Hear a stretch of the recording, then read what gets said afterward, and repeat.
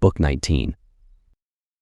Telemachus and Ulysses remove the armor. Ulysses interviews Penelope. Euryclea washes his feet and recognizes the scar on his leg. Penelope tells her dream to Ulysses. Ulysses was left in the cloister, pondering on the means whereby, with Minerva's help, he might be able to kill the suitors. Presently he said to Telemachus, "Telemachus, we must get the armor together and take it down inside.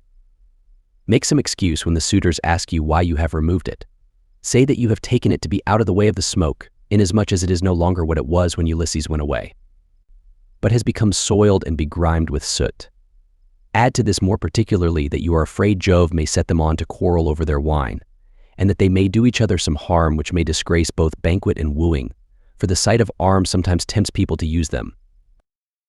Telemachus approved of what his father had said, so he called Nurse Euryclea and said, "Nurse, shut the women up in their room, while I take the armor that my father left behind him down into the storeroom. No one looks after it now my father is gone, and it has got all smirched with soot during my own boyhood. I want to take it down where the smoke cannot reach it." "I wish," child answered Euryclea, "that you would take the management of the house into your own hands altogether and look after all the property yourself. But who is to go with you and light you to the storeroom? The maids would have done so, but you would not let them." The stranger said, "Telemachus shall show me a light. When people eat my bread, they must earn it, no matter where they come from." Euryclea did as she was told and bolted the women inside their room. Then Ulysses and his son made all haste to take the helmets, shields, and spears inside, and Minerva went before them with a gold lamp in her hand that shed a soft and brilliant radiance, whereon Telemachus said, "Father, my eyes behold a great marvel. The walls, with the rafters, cross beams, and the supports on which they rest are all aglow as with a flaming fire. Surely there is some god here who has come down from heaven." "Hush," answered Ulysses, "hold your peace and ask no questions, for this is the manner of the gods. Get you to your bed, and leave me here to talk with your mother and the maids. Your mother in her grief will ask me all sorts of questions." On this Telemachus went by torchlight to the other side of the inner court, to the room in which he always slept. There he lay in his bed till morning, while Ulysses was left in the cloister pondering on the means whereby, with Minerva's help, he might be able to kill the suitors. Then Penelope came down from her room looking like Venus or Diana, and they set her a seat inlaid with scrolls of silver and ivory near the fire in her accustomed place. It had been made by Icmalius and had a footstool all in one piece with the seat itself, and it was covered with a thick fleece. On this she now sat, and the maids came from the women's room to join her. They set about removing the tables at which the wicked suitors had been dining, and took away the bread that was left, with the cups from which they had drunk. They emptied the embers out of the braziers, and heaped much wood upon them to give both light and heat. But Melantho began to rail at Ulysses a second time, and said, "Stranger, do you mean to plague us by hanging about the house all night and spying upon the women? Be off, you wretch, outside, and eat your supper there, or you shall be driven out with a firebrand." Ulysses scowled at her and answered, "My good woman, why should you be so angry with me? Is it because I am not clean, and my clothes are all in rags, and because I am obliged to go begging about after the manner of tramps and beggars generally? I too was a rich man once, and had a fine house of my own. In those days I gave to many a tramp such as I now am, no matter who he might be nor what he wanted. I had any number of servants, and all the other things which people have who live well and are accounted wealthy. But it pleased Jove to take all away from me. Therefore, woman, beware lest you too come to lose that pride and place in which you now wanton above your fellows. Have a care lest you get out of favor with your mistress, and lest Ulysses should come home, for there is still a chance that he may do so. Moreover, though he be dead as you think he is, yet by Apollo's will he has left a son behind him, Telemachus, who will note anything done amiss by the maids in the house, for he is now no longer in his boyhood." Penelope heard what he was saying and scolded the maid. "Impudent baggage," said she, "I see how abominably you are behaving, and you shall smart for it. You knew perfectly well, for I told you myself, that I was going to see the stranger and ask him about my husband, for whose sake I am in such continual sorrow." Then she said to her head waiting woman Eurynome, "Bring a seat with a fleece upon it, for the stranger to sit upon while he tells his story and listens to what I have to say. I wish to ask him some questions." Eurynome brought the seat at once and set a fleece upon it, and as soon as Ulysses had sat down, Penelope began by saying, "Stranger, I shall first ask you, who and whence are you? Tell me of your town and parents. Madam, answered Ulysses, who on the face of the whole earth can dare to chide with you? Your fame reaches the firmament of heaven itself. You are like some blameless king, who upholds righteousness. As the monarch over a great and valiant nation, the earth yields its wheat and barley. The trees are loaded with fruit, the ewes bring forth lambs, and the sea abounds with fish by reason of his virtues, and his people do good deeds under him. Nevertheless, as I sit here in your house, ask me some other question and do not seek to know my race and family. Or you will recall memories that will yet more increase my sorrow. I am full of heaviness, but I ought not to sit weeping and wailing in another person's house, nor is it well to be thus grieving continually. I shall have one of the servants or even yourself complaining of me, and saying that my eyes swim with tears because I am heavy with wine. Then Penelope answered, Stranger, heaven robbed me of all beauty, whether of face or figure, when the Argives set sail for Troy and my dear husband with them. If he were to return and look after my affairs, I should be both more respected and should show a better presence to the world. As it is, I am oppressed with care, and with the afflictions which heaven has seen fit to heap upon me. The chiefs from all our islands, Dulichium, Same, and Zacynthus, as also from Ithaca itself, are wooing me against my will and are wasting my estate. I can therefore show no attention to strangers, nor suppliants, nor to people who say that they are skilled artisans, but am all the time broken-hearted about Ulysses. They want me to marry again at once, and I have to invent stratagems in order to deceive them. In the first place, heaven put it in my mind to set up a great tambour frame in my room and to begin working upon an enormous piece of fine needlework. Then I said to them, Sweethearts, Ulysses is indeed dead. Still, do not press me to marry again. Immediately wait, for I would not have my skill in needlework perish, unrecorded till I have finished making a pall for the hero Laertes, to be ready against the time when death shall take him. He is very rich, and the women of the place will talk if he is laid out without a pall. This was what I said, and they assented, whereon I used to keep working at my great web all day long, but at night I would unpick the stitches again by torchlight. I fooled them in this way for 3 years without their finding it out, but as time wore on, and I was now in my 4th year, in the waning of moons, and many days had been accomplished, those good-for-nothing hussies, my maids, betrayed me to the suitors, who broke in upon me and caught me. They were very angry with me, so I was forced to finish my work whether I would or no, and now I do not see how I can find any further shift for getting out of this marriage. My parents are putting great pressure upon me, and my son chafes at the ravages the suitors are making upon his estate, for he is now old enough to understand all about it and is perfectly able to look after his own affairs, for heaven has blessed him with an excellent disposition. Still, notwithstanding all this, tell me who you are and where you come from, for you must have had father and mother of some sort. You cannot be the son of an oak or of a rock. Then Ulysses answered, Madam, wife of Ulysses, since you persist in asking me about my family, I will answer, no matter what it costs me. People must expect to be pained when they have been exiles as long as I have, and suffered as much among as many peoples. Nevertheless, as regards your question, I will tell you all you ask. There is a fair and fruitful island in mid-ocean called Crete. It is thickly peopled, and there are 90 cities in it. The people speak many different languages which overlap one another, for there are Achaeans, brave Aethiocratans, Dorians of threefold race, and noble Pelasgi. There is a great town there, Cnossus, where Minos reigned, who every 9 years had a conference with Jove himself. Minos was father to Deucalion, whose son I am, for Deucalion had 2 sons, Idomeneus and myself.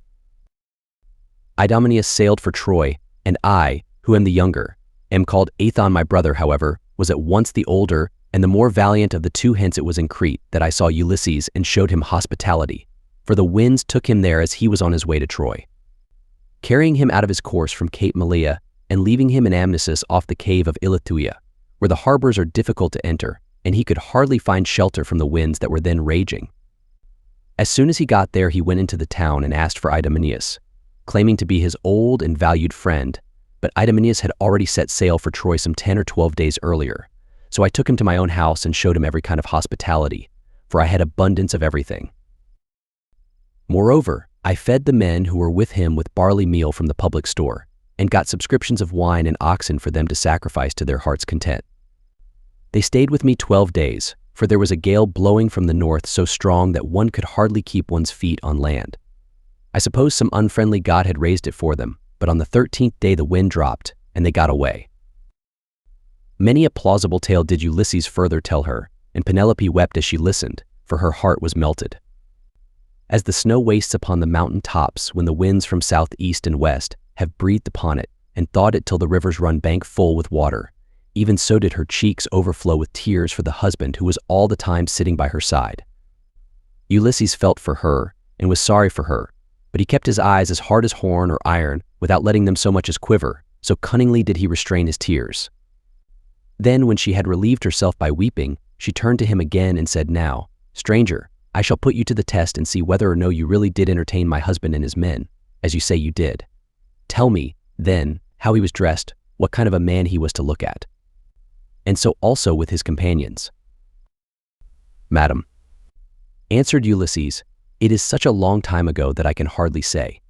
20 years are come and gone since he left my home, and went elsewhither, but I will tell you as well as I can recollect. Ulysses wore a mantle of purple wool, double-lined, and it was fastened by a gold brooch with 2 catches for the pin. On the face of this there was a device that shewed a dog holding a spotted fawn between his 4 paws, and watching it as it lay panting upon the ground. Every one marveled at the way in which these things had been done in gold, the dog looking at the fawn and strangling it, while the fawn was struggling convulsively to escape. As for the shirt that he wore next his skin, it was so soft that it fitted him like the skin of an onion and glistened in the sunlight to the admiration of all the women who beheld it. Furthermore, I say, and lay my saying to your heart, that I do not know whether Ulysses wore these clothes when he left home, or whether one of his companions had given them to him while he was on his voyage, or possibly someone at whose house he was staying made him a present of them. For he was a man of many friends, and had few equals among the Achaeans. I myself gave him a sword of bronze and a beautiful purple mantle, double-lined, with a shirt that went down to his feet, and I sent him on board his ship with every mark of honor. He had a servant with him, a little older than himself, and I can tell you what he was like. His shoulders were hunched, he was dark, and he had thick curly hair. His name was Eurybates, and Ulysses treated him with greater familiarity than he did any of the others, as being the most like-minded with himself. Penelope was moved still more deeply as she heard the indisputable proofs that Ulysses laid before her, and when she had again found relief in tears, she said to him, "Stranger, I was already disposed to pity you, but henceforth you shall be honored and made welcome in my house. It was I who gave Ulysses the clothes you speak of. I took them out of the storeroom and folded them up myself. And I gave him also the gold brooch to wear as an ornament. Alas, I shall never welcome him home again. It was by an ill fate that he ever set out for that detested city, whose very name I cannot bring myself even to mention." Then Ulysses answered, "Madam, wife of Ulysses, do not disfigure yourself further by grieving thus bitterly for your loss, though I can hardly blame you for doing so. A woman who has loved her husband and borne him children would naturally be grieved at losing him, even though he were a worse man than Ulysses, who they say was like a god. Still, cease your tears and listen to what I can tell you.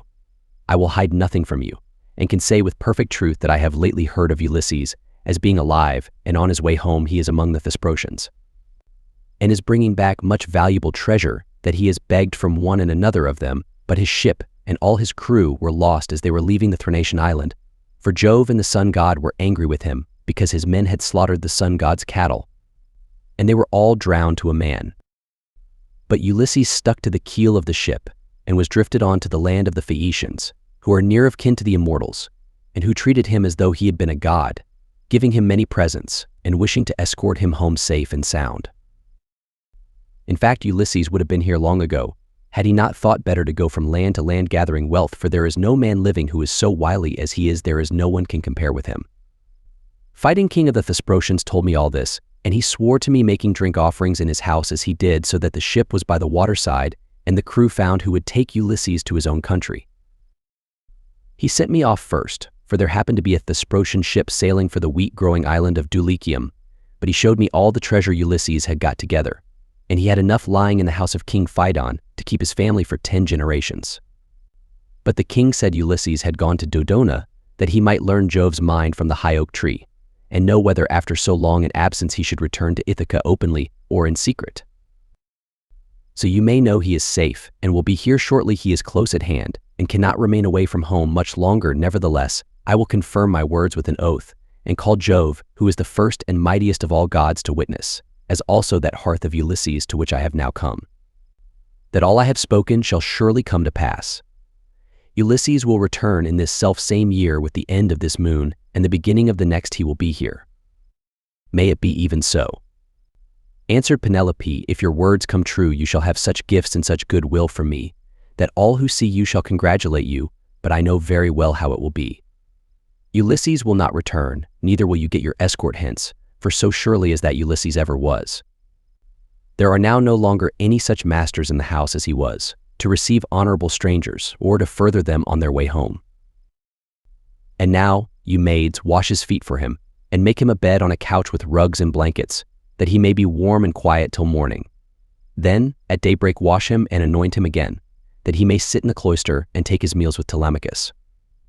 It shall be the worse for any one of these hateful people who is uncivil to him, like it or not. He shall have no more to do in this house. For how, sir, shall you be able to learn whether or no I am superior to others of my sex, both in goodness of heart and understanding, if I let you dine in my cloisters squalid and ill-clad? Men live, but for a little season if they are hard, and deal hardly. People wish them ill so long as they are alive, and speak contemptuously of them when they are dead. But he that is righteous and deals righteously, the people tell of his praise among all lands, and many shall call him blessed. Ulysses answered, Madam, I have forsworn rugs and blankets from the day that I left the snowy ranges of Crete to go on shipboard. I will lie as I have lain on many a sleepless night hitherto. Night after night have I passed in any rough sleeping place, and waited for morning. Nor, again, do I like having my feet washed. I shall not let any of the young hussies about your house touch my feet, but if you have any old and respectable woman who has gone through as much trouble as I have, I will allow her to wash them. To this Penelope said, My dear sir, of all the guests who ever yet came to my house, there never was one who spoke in all things with such admirable propriety as you do. There happens to be in the house a most respectable old woman, the same who received my poor dear husband in her arms the night he was born, and nursed him in infancy. She is very feeble now, but she shall wash your feet. Come here, said she, Euryclea, and wash your master's age mate. I suppose Ulysses' hands and feet are very much the same now as his are, for trouble ages all of us dreadfully fast. On these words the old woman covered her face with her hands. She began to weep and made lamentation, saying, My dear child, I cannot think whatever I am to do with you. I am certain no one was ever more God-fearing than yourself. And yet Jove hates you. No one in the whole world ever burned him more thigh bones, nor gave him finer hecatombs when you prayed you might come to a green old age yourself and see your son grow up to take after you. Yet see how he has prevented you alone from ever getting back to your own home. I have no doubt the women in some foreign palace which Ulysses has got to are gaping at him as all these sluts here have been gaping at you. I do not wonder at your not choosing to let them wash you after the manner in which they have insulted you. I will wash your feet myself gladly enough. As Penelope has said that I am to do, so I will wash them both for Penelope's sake and for your own. For you have raised the most lively feelings of compassion in my mind. And let me say this moreover, which pray attend to: we have had all kinds of strangers in distress come here before now. But I make bold to say that no one ever yet came who was so like Ulysses in figure, voice, and feet as you are. Those who have seen us both, answered Ulysses, have always said we were wonderfully like each other, and now you have noticed it too. Then the old woman took the cauldron in which she was going to wash his feet, and poured plenty of cold water into it, adding hot till the bath was warm enough. Ulysses sat by the fire, but ere long he turned away from the light, for it occurred to him that when the old woman had hold of his leg, she would recognize a certain scar which it bore, whereon the whole truth would come out. And indeed, as soon as she began washing her master, she at once knew the scar as one that had been given him by a wild boar when he was hunting on Mt. Parnassus with his excellent grandfather Autolycus, who was the most accomplished thief and perjurer in the whole world, and with the sons of Autolycus. Mercury himself had endowed him with this gift, for he used to burn the thigh bones of goats and kids to him, so he took pleasure in his companionship. It happened once that Autolycus had gone to Ithaca, and had found the child of his daughter just born. As soon as he had done supper, Euryclea set the infant upon his knees and said, Autolycus, you must find a name for your grandson. You greatly wished that you might have one. Son-in-law and daughter, replied Autolycus, Call the child thus I am highly displeased with a large number of people in one place and another, both men and women, so name the child Ulysses or the child of anger. When he grows up and comes to visit his mother's family on Mt. Parnassus, where my possessions lie, I will make him a present and will send him on his way rejoicing. Ulysses therefore went to Parnassus to get the presents from Autolycus, who with his sons shook hands with him and gave him welcome. His grandmother Amphithea threw her arms about him and kissed his head and both his beautiful eyes, while Autolycus desired his sons to get dinner ready, and they did as he told them. They brought in a 5-year-old bull, flayed it, made it ready and divided it into joints. These they then cut carefully up into smaller pieces, and spitted them. They roasted them sufficiently and served the portions round. Thus through the livelong day to the going down of the sun they feasted, and every man had his full share, so that all were satisfied. But when the sun set and it came on dark, they went to bed and enjoyed the boon of sleep. When the child of morning, rosy-fingered Dawn, appeared, the sons of Autolycus went out with their hounds hunting, and Ulysses went too. They climbed the wooded slopes of Parnassus and soon reached its breezy upland valleys, but as the sun was beginning to beat upon the fields, fresh risen from the slow, still currents of Oceanus, they came to a mountain dell. The dogs were in front searching for the tracks of the beast they were chasing, and after them came the sons of Autolycus, among whom was Ulysses, close behind the dogs, and he had a long spear in his hand. Here was the lair of a huge boar among some thick brushwood, so dense that the wind and rain could not get through it, nor could the sun's rays pierce it, and the ground underneath lay thick with fallen leaves.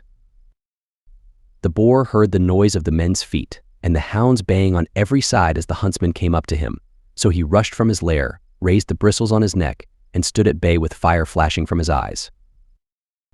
Ulysses was the first to raise his spear and try to drive it into the brute, but the boar was too quick for him and charged him sideways, ripping him above the knee with a gash that tore deep though it did not reach the bone. As for the boar, Ulysses hit him on the right shoulder, and the point of the spear went right through him, so that he fell groaning in the dust until the life went out of him.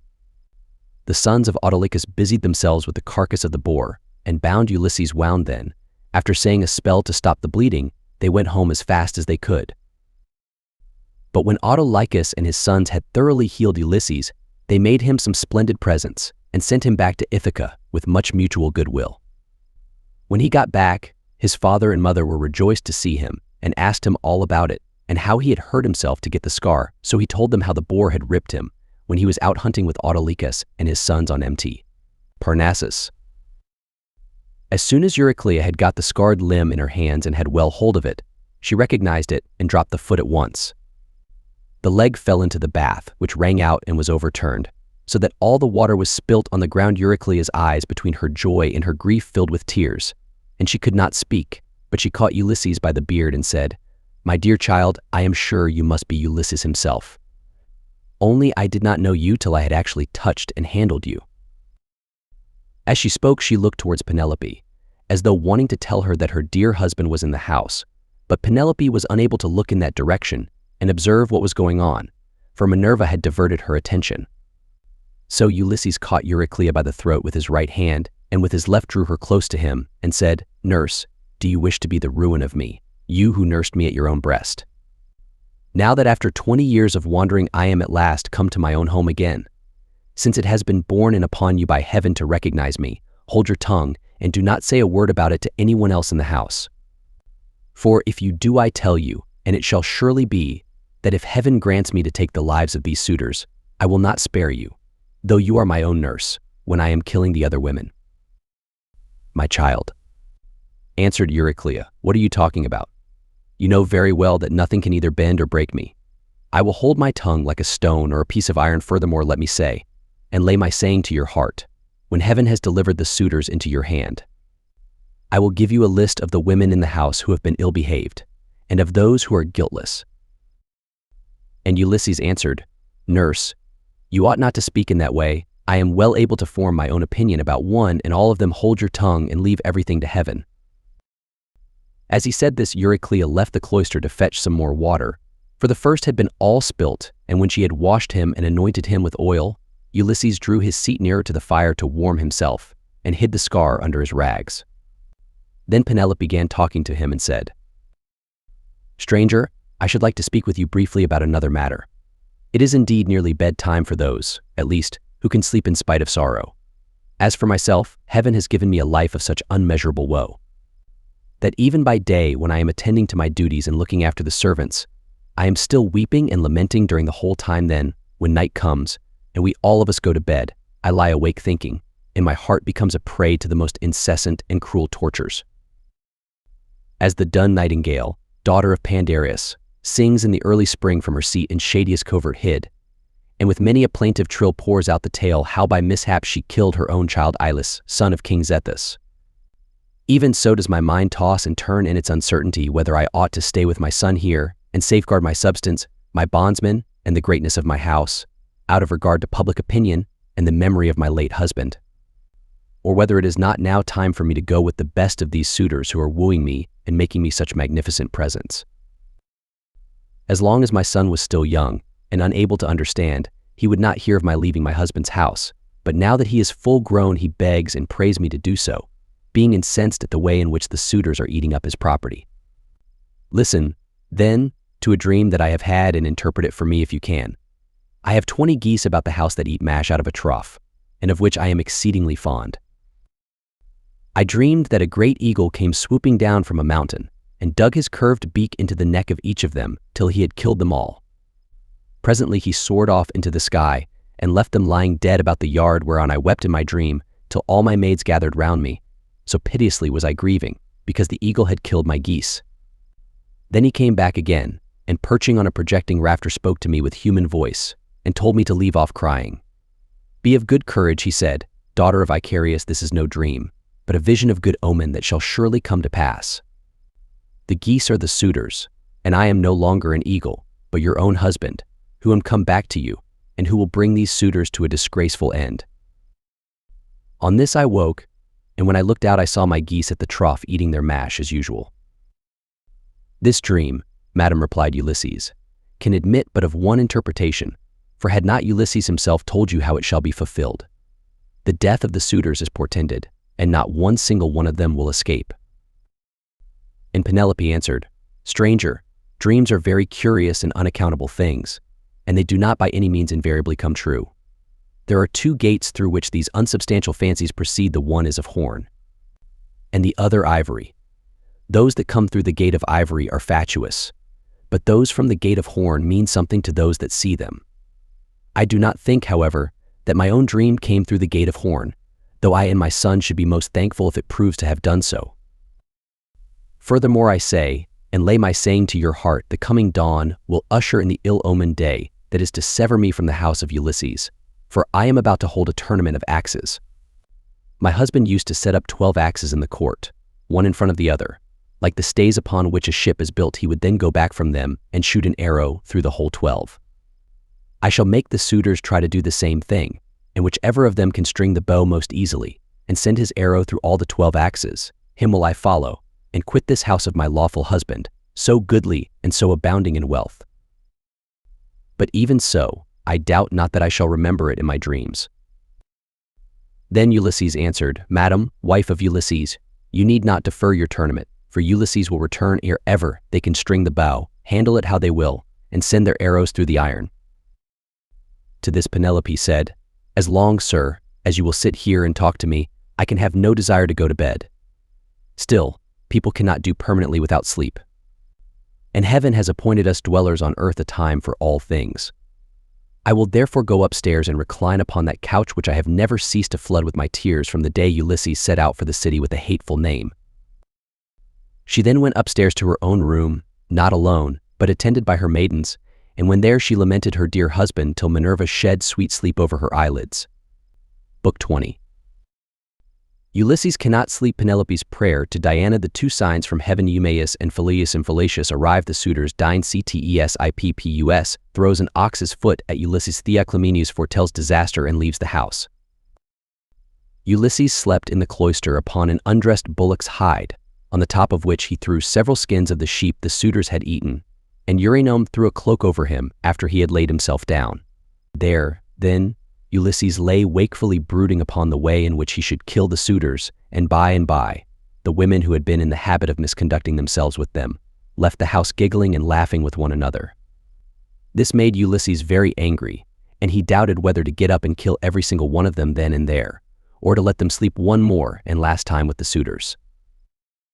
His heart growled within him, and as a bitch with puppies growls and shows her teeth when she sees a stranger, so did his heart growl with anger at the evil deeds that were being done, but he beat his breast and said, "Heart, be still. You had worse than this to bear on the day when the terrible Cyclops ate your brave companions, yet you bore it in silence till your cunning got you safe out of the cave, though you made sure of being killed."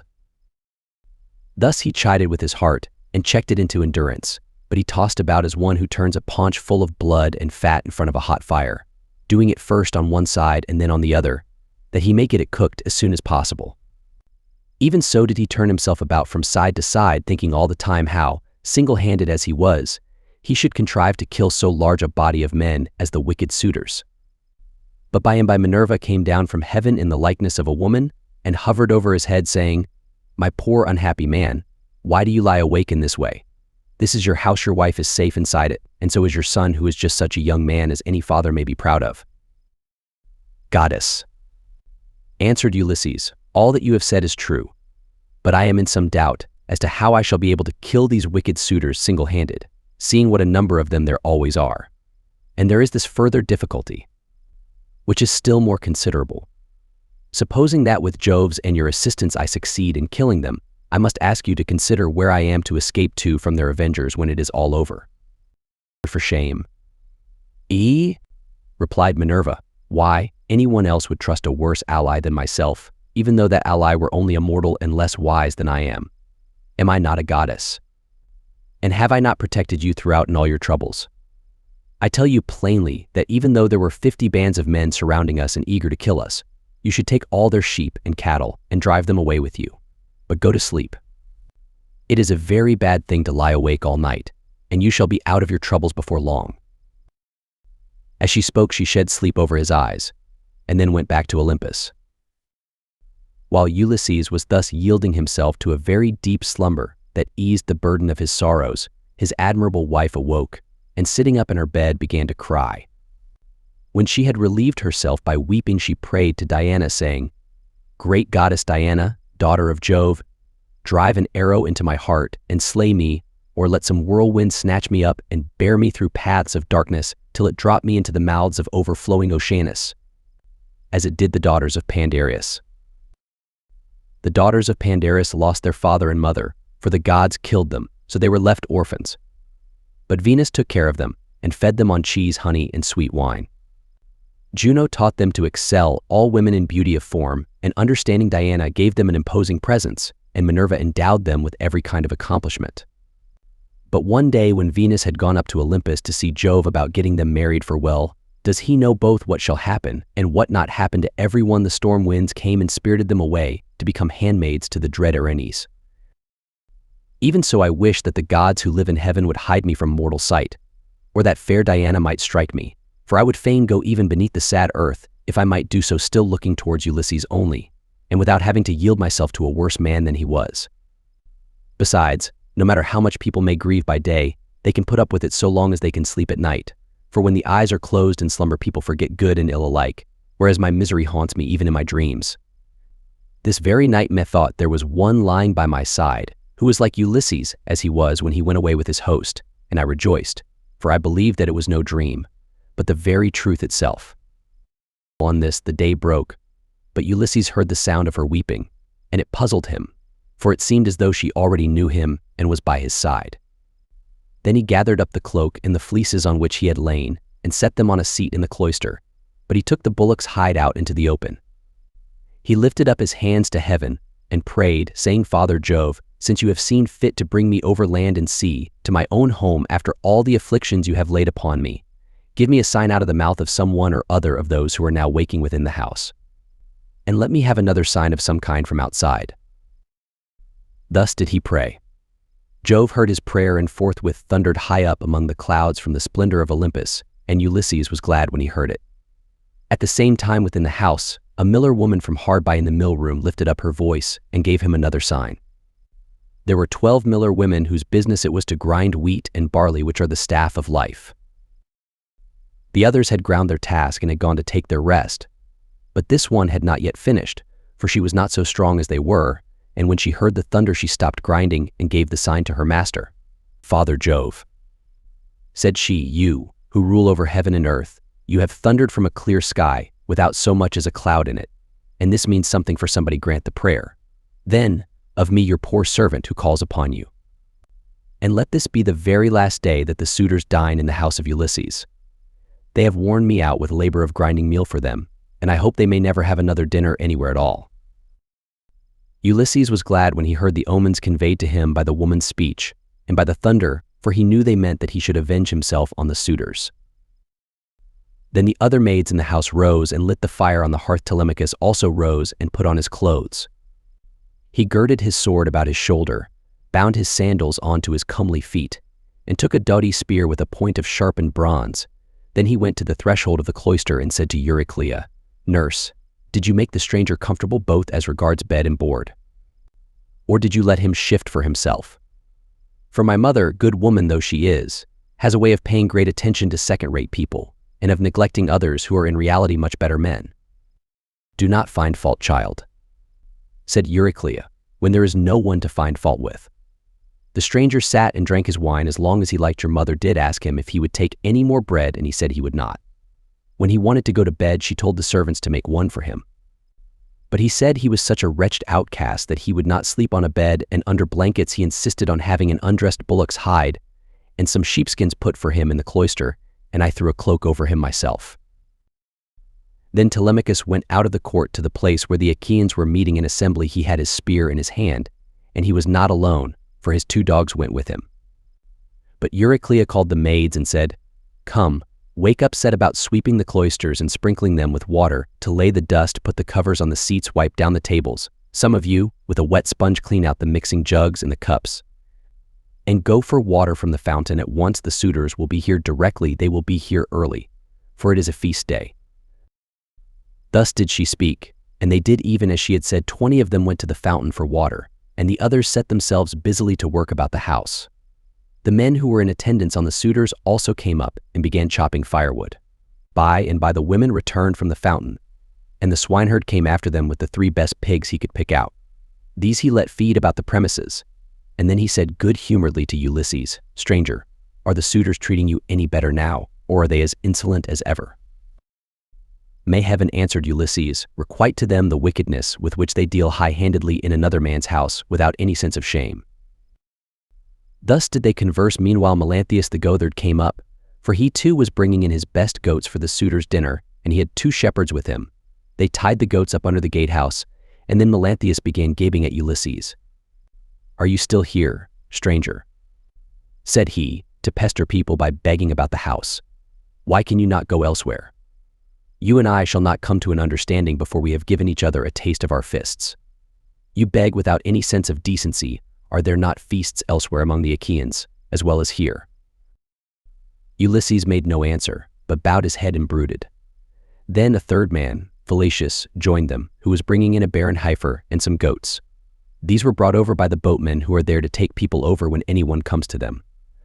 So Fallacius made his heifer and his goats secure under the gatehouse, and then went up to the swineherd. "Who, swineherd," said he, "is this stranger that has lately come here? Is he one of your men? What is his family? Where does he come from? Poor fellow, he looks as if he had been some great man, but the gods give sorrow to whom they will, even to kings if it so pleases them." As he spoke he went up to Ulysses and saluted him with his right hand. "Good day to you, father stranger," said he. "You seem to be very poorly off now, but I hope you will have better times by and by. Father Jove, of all gods you are the most malicious. We are your own children, yet you show us no mercy in all our misery and afflictions.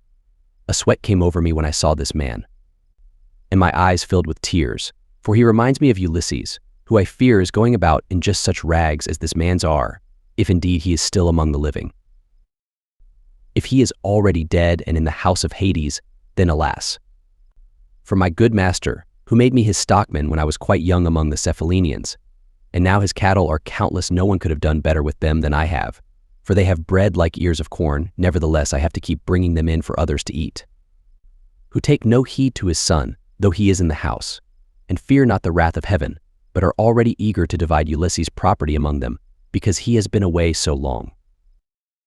I have often thought only it would not be right, while his son is living of going off with the cattle to some foreign country bad as this would be, it is still harder to stay here and be ill-treated about other people's herds.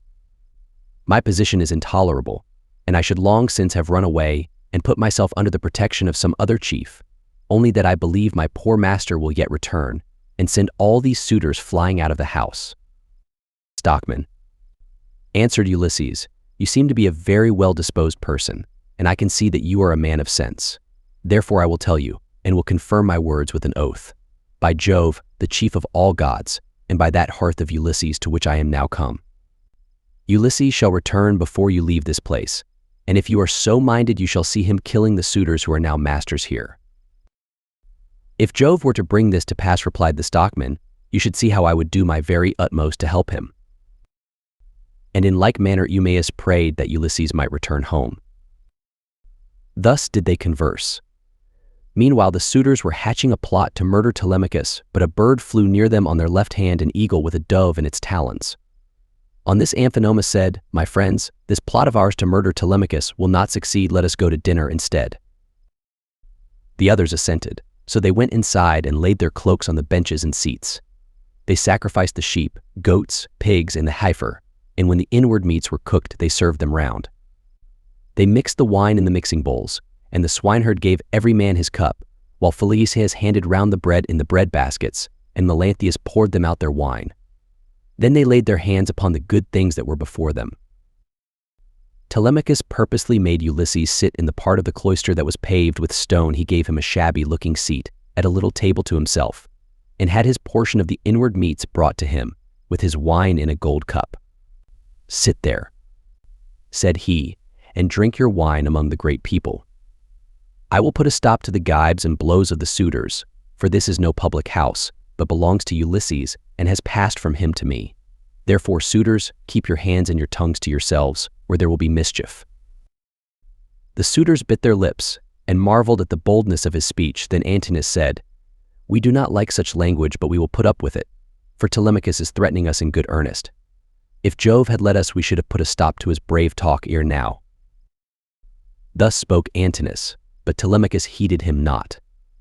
Meanwhile the heralds were bringing the holy hecatomb through the city, and the Achaeans gathered under the shady grove of Apollo. Then they roasted the outer meat, drew it off the spits, gave every man his portion, and feasted to their heart's content. Those who waited at table gave Ulysses exactly the same portion as the others had, for Telemachus had told them to do so. But Minerva would not let the suitors for one moment drop their insolence, for she wanted Ulysses to become still more bitter against them. Now there happened to be among them a ribald fellow, whose name was Ctesippus, and who came from Same. This man, confident in his great wealth, was paying court to the wife of Ulysses, and said to the suitors, "Hear what I have to say. The stranger has already had as large a portion as anyone else. This is well. For it is not right nor reasonable to ill-treat any guest of Telemachus who comes here. I will, however, make him a present on my own account, that he may have something to give to the bathwoman, or to some other of Ulysses' servants." As he spoke, he picked up a heifer's foot from the meat basket in which it lay, and threw it at Ulysses, but Ulysses turned his head a little aside, and avoided it, smiling grimly Sardinian fashion as he did so, and it hit the wall, not him. On this Telemachus spoke fiercely to Ctesippus, "It is a good thing for you," said he, "that the stranger turned his head so that you missed him. If you had hit him, I should have run you through with my spear, and your father would have had to see about getting you buried rather than married in this house. So let me have no more unseemly behavior from any of you, for I am grown up now to the knowledge of good and evil, and understand what is going on, instead of being the child that I have been heretofore. I have long seen you killing my sheep and making free with my corn and wine. I have put up with this, for one man is no match for many, but do me no further violence. Still, if you wish to kill me, I would far rather die than see such disgraceful scenes day after day, guests insulted, and men dragging the women servants about the house in an unseemly way." They all held their peace till at last Agelaus son of Damastor said, "No one should take offense at what has just been said, nor gainsay it, for it is quite reasonable.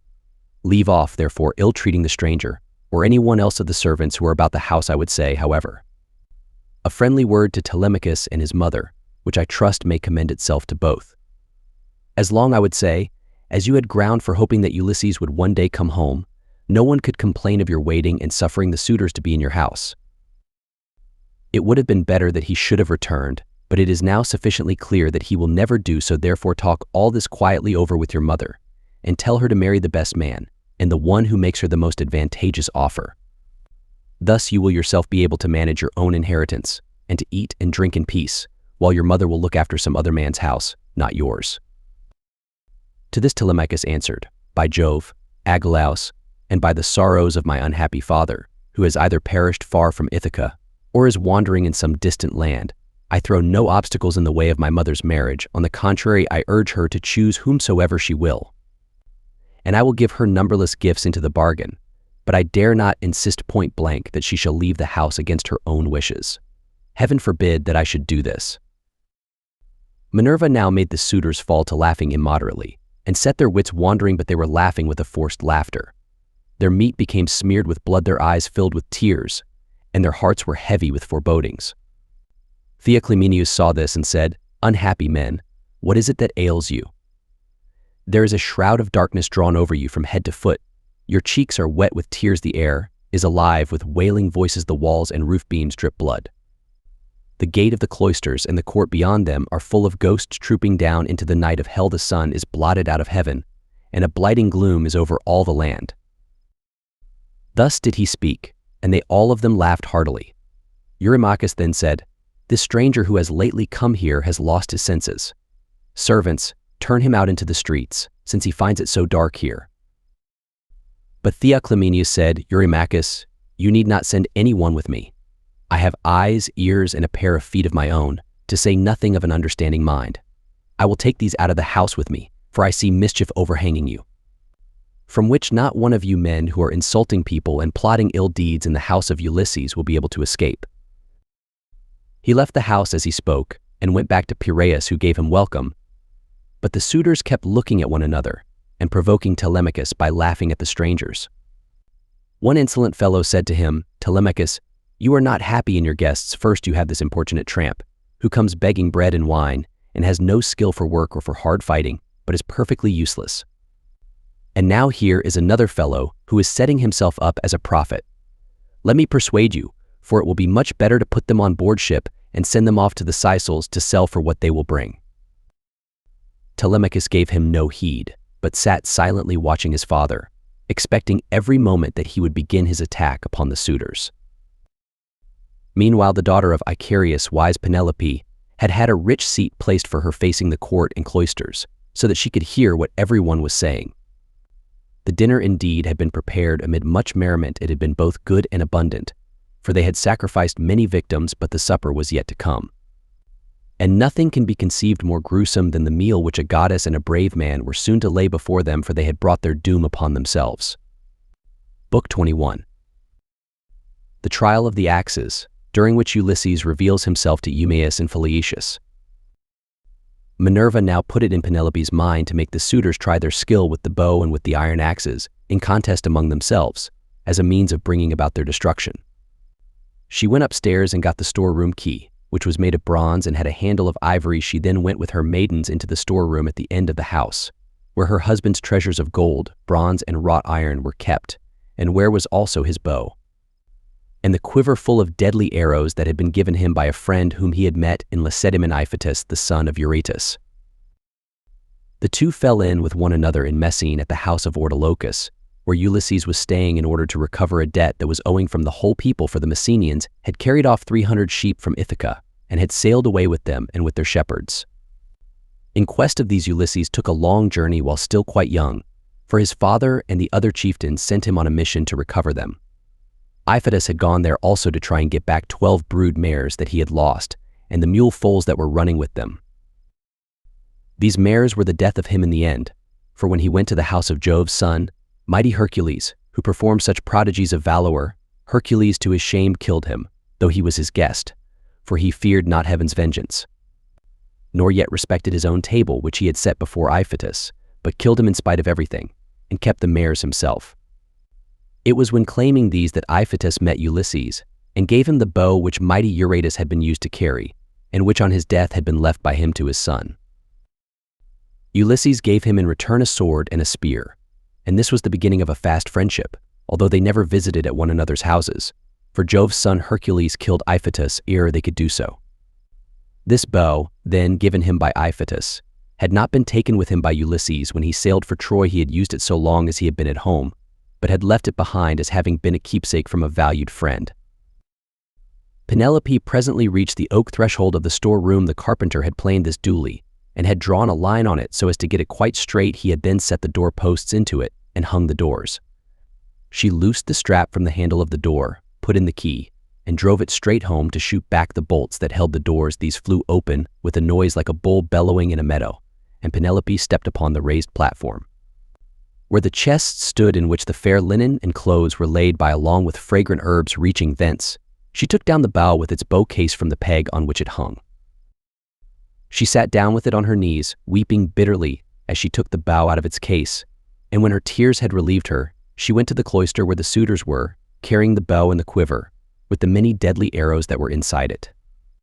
Along with her came her maidens, bearing a chest that contained much iron and bronze which her husband had won as prizes.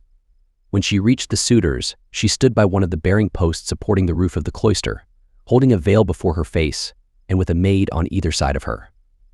Then she said, "Listen to me, you suitors, who persist in abusing the hospitality of this house, because its owner has been long absent, and without other pretext than that you want to marry me this. Then, being the prize that you are contending for, I will bring out the mighty bow of Ulysses. And whomsoever of you shall string it most easily, and send his arrow through each one of 12 axes, him will I follow and quit this house of my lawful husband, so goodly and so abounding in wealth. But even so I doubt not that I shall remember it in my dreams." As she spoke, she told Eumaeus to set the bow and the pieces of iron before the suitors, and Eumaeus wept as he took them to do as she had bidden him. Hard by, the stockman wept also when he saw his master's bow, but Antinous scolded them. "You country louts," said he, "silly simpletons, why should you add to the sorrows of your mistress by crying in this way?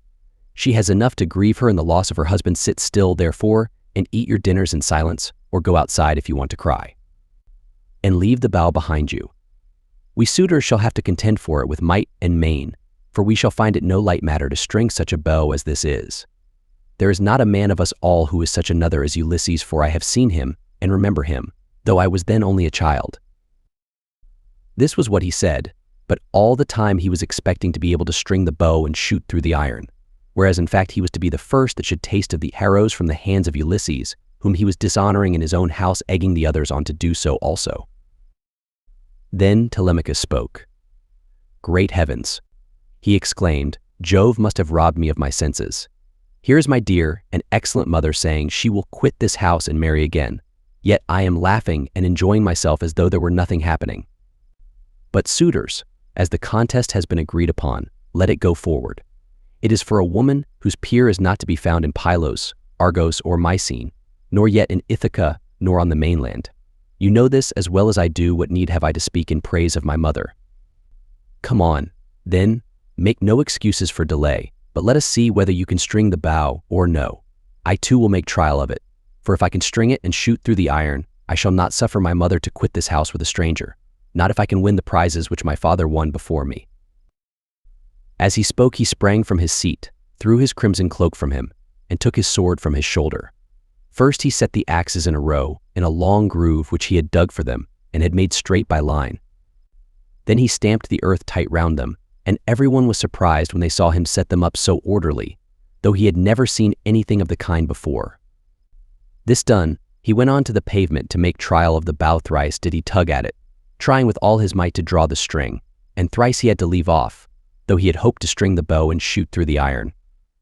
He was trying for the 4th time, and would have strung it had not Ulysses made a sign to check him in spite of all his eagerness. So he said, "Alas, I shall either be always feeble and of no prowess, or I am too young and have not yet reached my full strength so as to be able to hold my own if anyone attacks me. You others, therefore, who are stronger than I, make trial of the bow and get this contest settled." On this he put the bow down, letting it lean against the door that led into the house with the arrow standing against the top of the bow. Then he sat down on the seat from which he had risen, and Antinous said, "Come on, each of you in his turn, going towards the right from the place at which the cupbearer begins when he is handing round the wine." The rest agreed, and Leod son of Oenops was the first to rise. He was sacrificial priest to the suitors, and sat in the corner near the mixing bowl. He was the only man who hated their evil deeds and was indignant with the others. He was now the first to take the bow and arrow, so he went on to the pavement to make his trial, but he could not string the bow, for his hands were weak and unused to hard work. They therefore soon grew tired, and he said to the suitors, "My friends, I cannot string it, let another have it. This bow shall take the life and soul out of many a chief among us, for it is better to die than to live after having missed the prize that we have so long striven for, and which has brought us so long together. Some one of us is even now hoping and praying that he may marry Penelope, but when he has seen this bow and tried it, let him woo and make bridal offerings to some other woman, and let Penelope marry whoever makes her the best offer and whose lot it is to win her." On this he put the bow down, letting it lean against the door, with the arrow standing against the tip of the bow. Then he took his seat again on the seat from which he had risen, and Antinous rebuked him, saying, "Leodes, what are you talking about? Your words are monstrous and intolerable. It makes me angry to listen to you. Shall, then, this bow take the life of many a chief among us, merely because you cannot bend it yourself? True, you were not born to be an archer. But there are others who will soon string it." Then he said to Melanthius the Goatherd, "Look sharp, light a fire in the court, and set a seat hard by with a sheepskin on it. Bring us also a large ball of lard, from what they have in the house. Let us warm the bow and grease it. We will then make trial of it again, and bring the contest to an end." Melanthius lit the fire, and set a seat covered with sheepskins beside it. He also brought a great ball of lard from what they had in the house, and the suitors warmed the bow and again made trial of it, but they were none of them nearly strong enough to string it. Nevertheless, there still remained Antinous and Eurymachus, who were the ringleaders among the suitors and much the foremost among them all. Then the swineherd and the stockman left the cloisters together, and Ulysses followed them. When they had got outside the gates in the outer yard, Ulysses said to them quietly, "Stockman, and you swineherd, I have something in my mind which I am in doubt whether to say or no, but I think I will say it. What manner of men would you be to stand by Ulysses, if some god should bring him back here all of a sudden? Say which you are disposed to do to side with the suitors, or with Ulysses." "Father Jove," answered the stockman, "would indeed that you might so ordain it. If some god were but to bring Ulysses back, you should see with what might and main I would fight for him."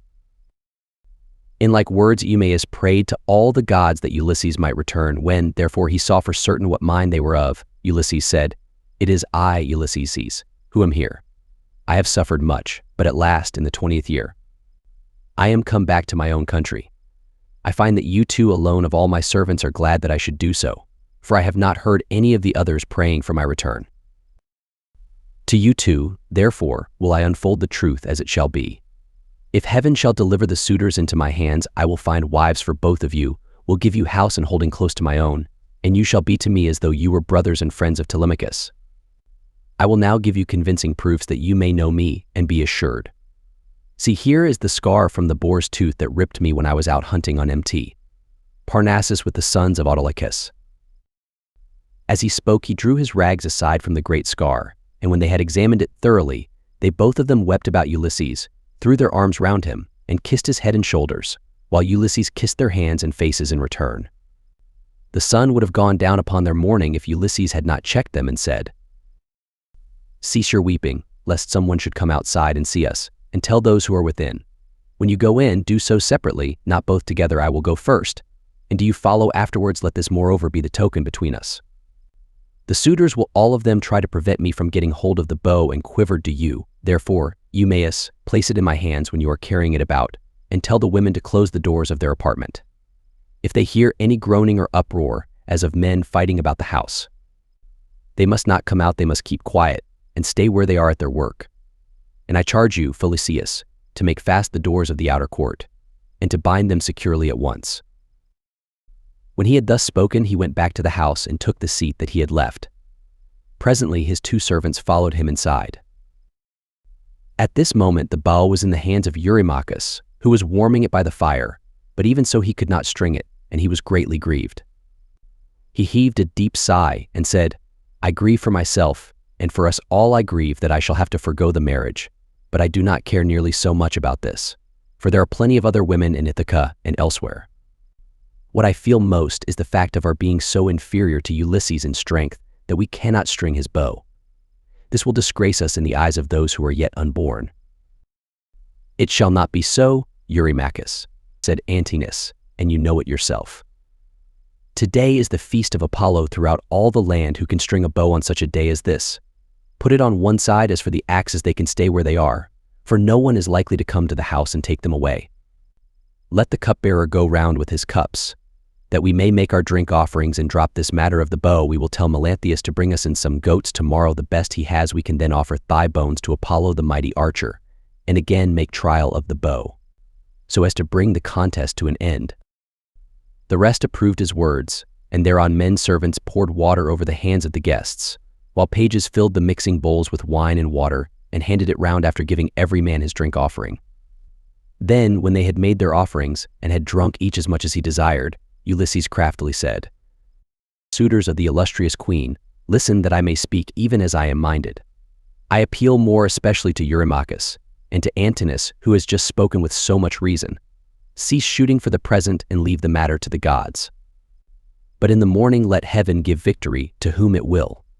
For the moment, however, give me the bow, that I may prove the power of my hands among you all, and see whether I still have as much strength as I used to have, or whether travel and neglect have made an end of it." This made them all very angry, for they feared he might string the bow. Antinous therefore rebuked him fiercely, saying, "Wretched creature, you have not so much as a grain of sense in your whole body. You ought to think yourself lucky in being allowed to dine unharmed among your betters, without having any smaller portion served you than we others have had, and in being allowed to hear our conversation. No other beggar or stranger has been allowed to hear what we say among ourselves. The wine must have been doing you a mischief, as it does with all those who drink immoderately. It was wine that inflamed the centaur Eurytion when he was staying with Perithous among the Lapithae. When the wine had got into his head, he went mad and did ill deeds about the house of Perithous. This angered the heroes who were there assembled, so they rushed at him and cut off his ears and nostrils. Then they dragged him through the doorway out of the house, so he went away crazed, and bore the burden of his crime, bereft of understanding. Henceforth, therefore, there was war between mankind and the centaurs, but he brought it upon himself through his own drunkenness. In like manner, I can tell you that it will go hardly with you. If you string the bow, you will find no mercy from anyone here, for we shall at once ship you off to King Echetus, who kills everyone that comes near him. You will never get away alive. So drink and keep quiet without getting into a quarrel with men younger than yourself." Penelope then spoke to him. "Antinous," said she, "it is not right that you should ill-treat any guest of Telemachus who comes to this house. If the stranger should prove strong enough to string the mighty bow of Ulysses, can you suppose that he would take me home with him and make me his wife? Even the man himself can have no such idea in his mind. None of you need let that disturb his feasting. It would be out of all reason." Queen Penelope answered Eurymachus, "We do not suppose that this man will take you away with him. It is impossible, but we are afraid lest some of the baser sort, men or women among the Achaeans, should go gossiping about and say, 'These suitors are a feeble folk. They are paying court to the wife of a brave man whose bow not one of them was able to string, and yet a beggarly tramp who came to the house strung it at once and sent an arrow through the iron.' This is what will be said, and it will be a scandal against us." Eurymachus. Penelope answered, "People who persist in eating up the estate of a great chieftain and dishonoring his house must not expect others to think well of them. Why then should you mind if men talk as you think they will? This stranger is strong and well built. He says moreover that he is of noble birth. Give him the bow, and let us see whether he can string it or no. I say, and it shall surely be, that if Apollo vouchsafes him the glory of stringing it, I will give him a cloak and shirt of good wear, with a javelin to keep off dogs and robbers, and a sharp sword. I will also give him sandals, and will see him sent safely wherever he wants to go." Then Telemachus said, "Mother, I am the only man either in Ithaca or in the islands that are over against Elis who has the right to let anyone have the bow or to refuse it. No one shall force me one way or the other, not even though I choose to make the stranger a present of the bow outright, and let him take it away with him. Go, Then within the house and busy yourself with your daily duties, your loom, your distaff, and the ordering of your servants. This bow is a man's matter, and mine above all others, for it is I who am master here." She went wondering back into the house and laid her son's saying in her heart. Then going upstairs with her handmaids into her room, she mourned her dear husband till Minerva sent sweet sleep over her eyelids. The swineherd now took up the bow and was for taking it to Ulysses, but the suitors clamored at him from all parts of the cloisters, and one of them said, "You idiot, where are you taking the bow to? Are you out of your wits? If Apollo and the other gods will grant our prayer, your own boarhounds shall get you into some quiet little place and worry you to death." Eumaeus was frightened at the outcry they all raised, so he put the bow down then and there, but Telemachus shouted out at him from the other side of the cloisters and threatened him, saying, "Father Eumaeus, bring the bow on in spite of them. Or, young as I am, I will pelt you with stones back to the country, for I am the better man of the two. I wish I was as much stronger than all the other suitors in the house as I am than you. I would soon send some of them off sick and sorry, for they mean mischief." Thus did he speak, and they all of them laughed heartily, which put them in a better humor with Telemachus. So Eumaeus brought the bow on and placed it in the hands of Ulysses. When he had done this, he called Euryclea apart and said to her, "Euryclea, Telemachus says you are to close the doors of the women's apartments. If they hear any groaning or uproar, as of men fighting about the house, they are not to come out, but are to keep quiet and stay where they are at their work." Euryclea did as she was told and closed the doors of the women's apartments. Meanwhile, Felicius slipped quietly out and made fast the gates of the outer court.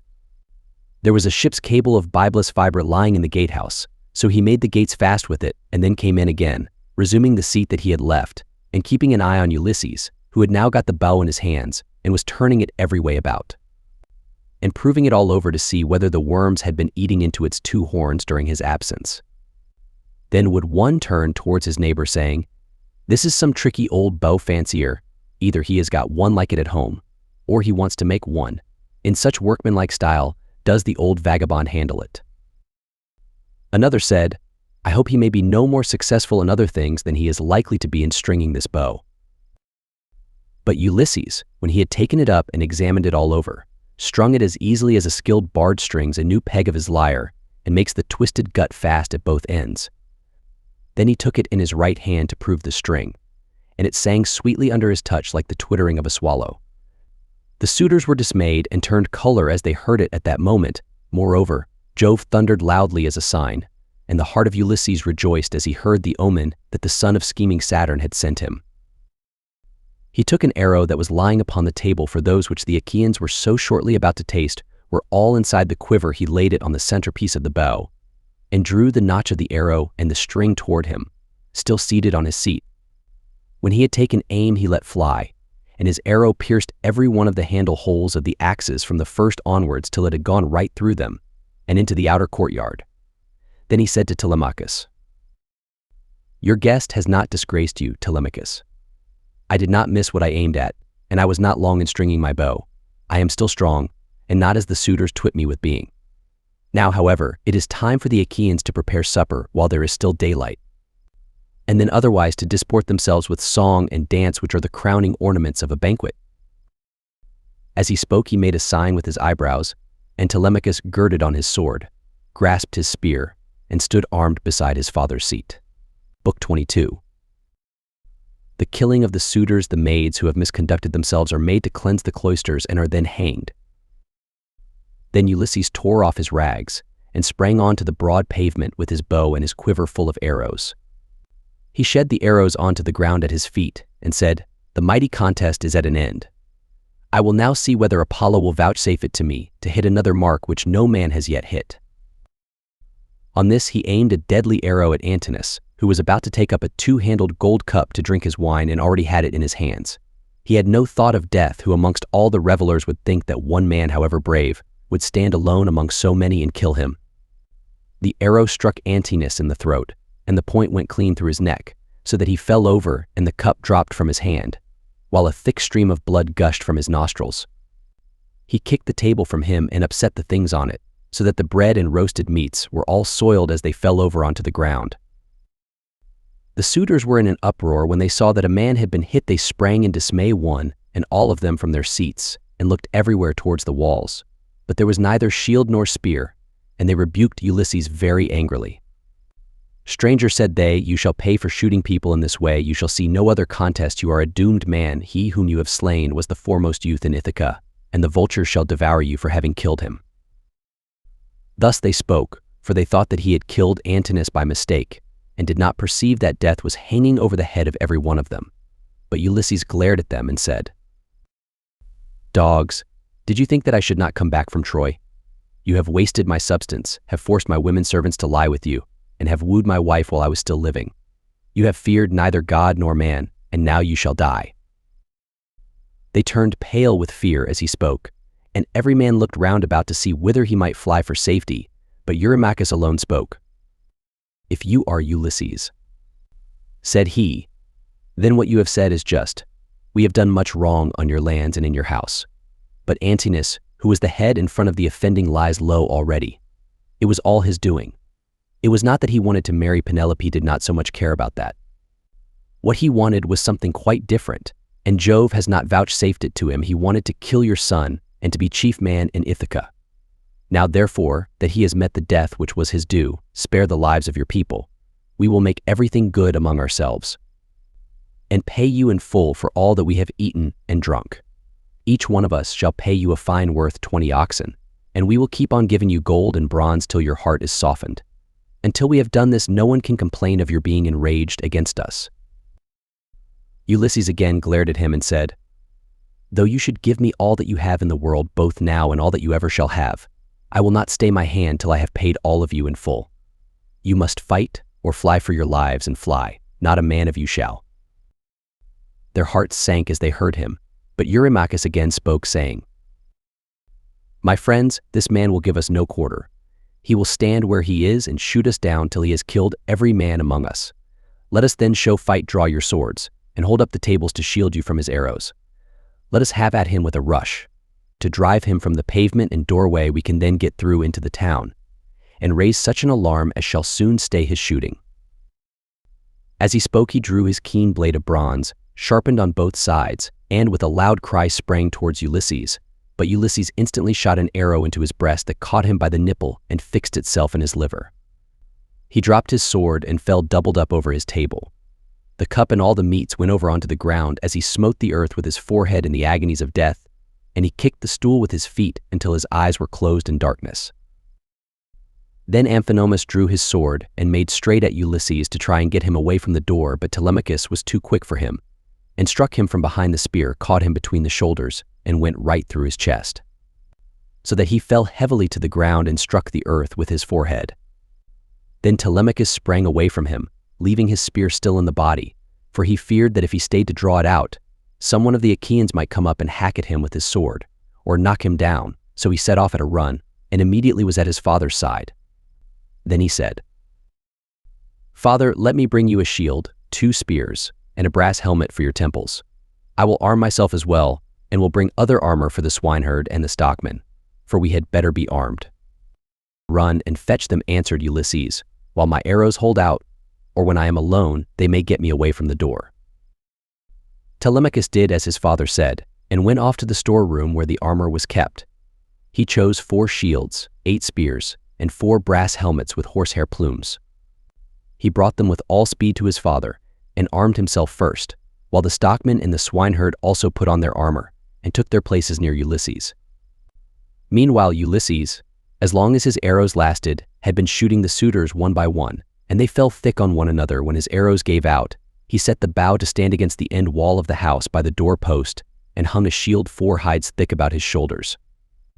On his comely head he set his helmet, well wrought with a crest of horse hair that nodded menacingly above it, and he grasped 2 redoubtable bronze shod spears.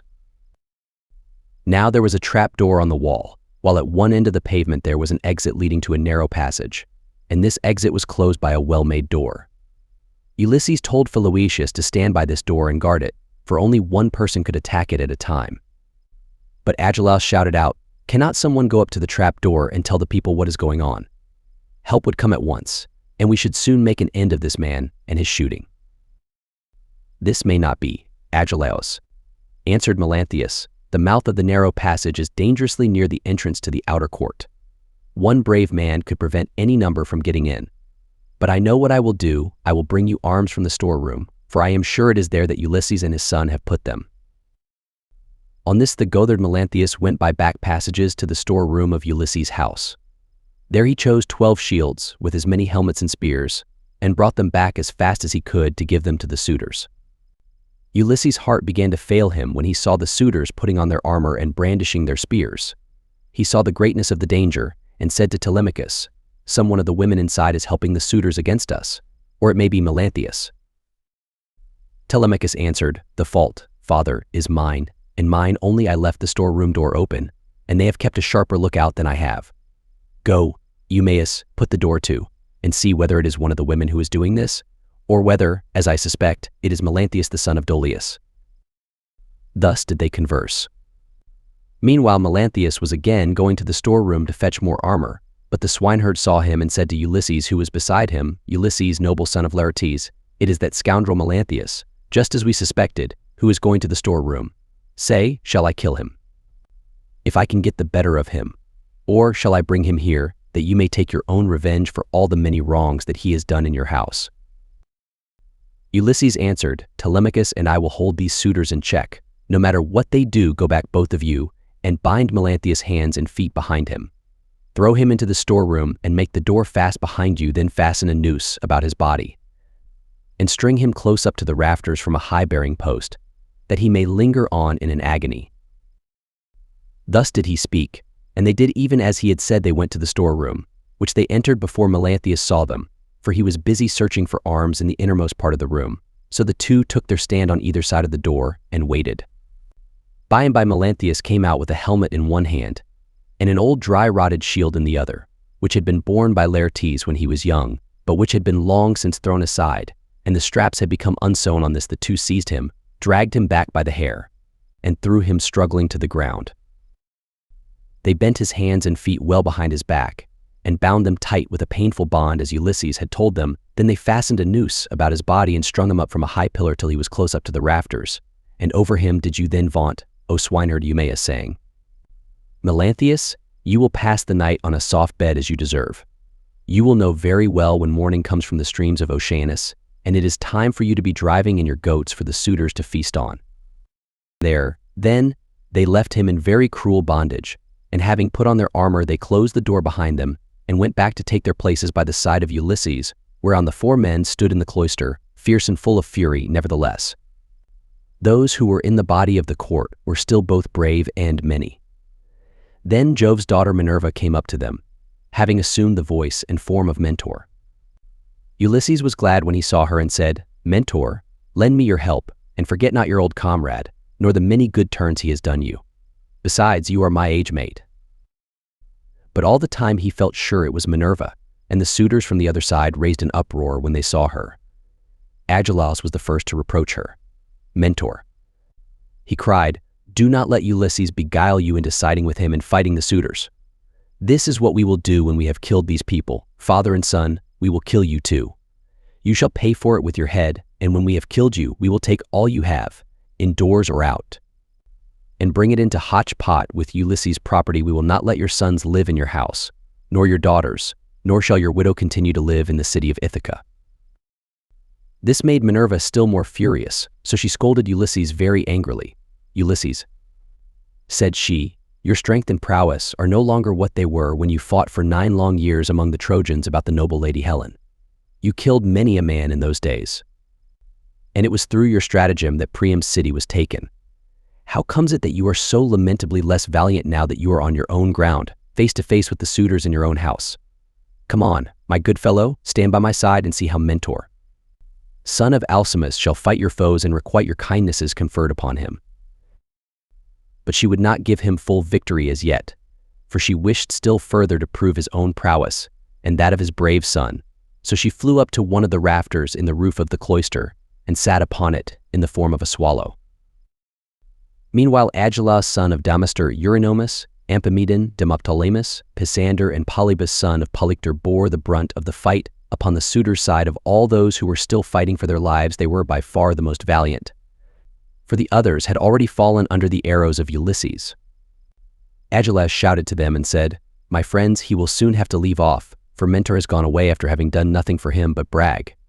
They are standing at the doors unsupported. Do not aim at him all at once, but 6 of you throw your spears first. And see if you cannot cover yourselves with glory by killing him. When he has fallen, we need not be uneasy about the others." They threw their spears as he bade them, but Minerva made them all of no effect. One hit the door post, another went against the door.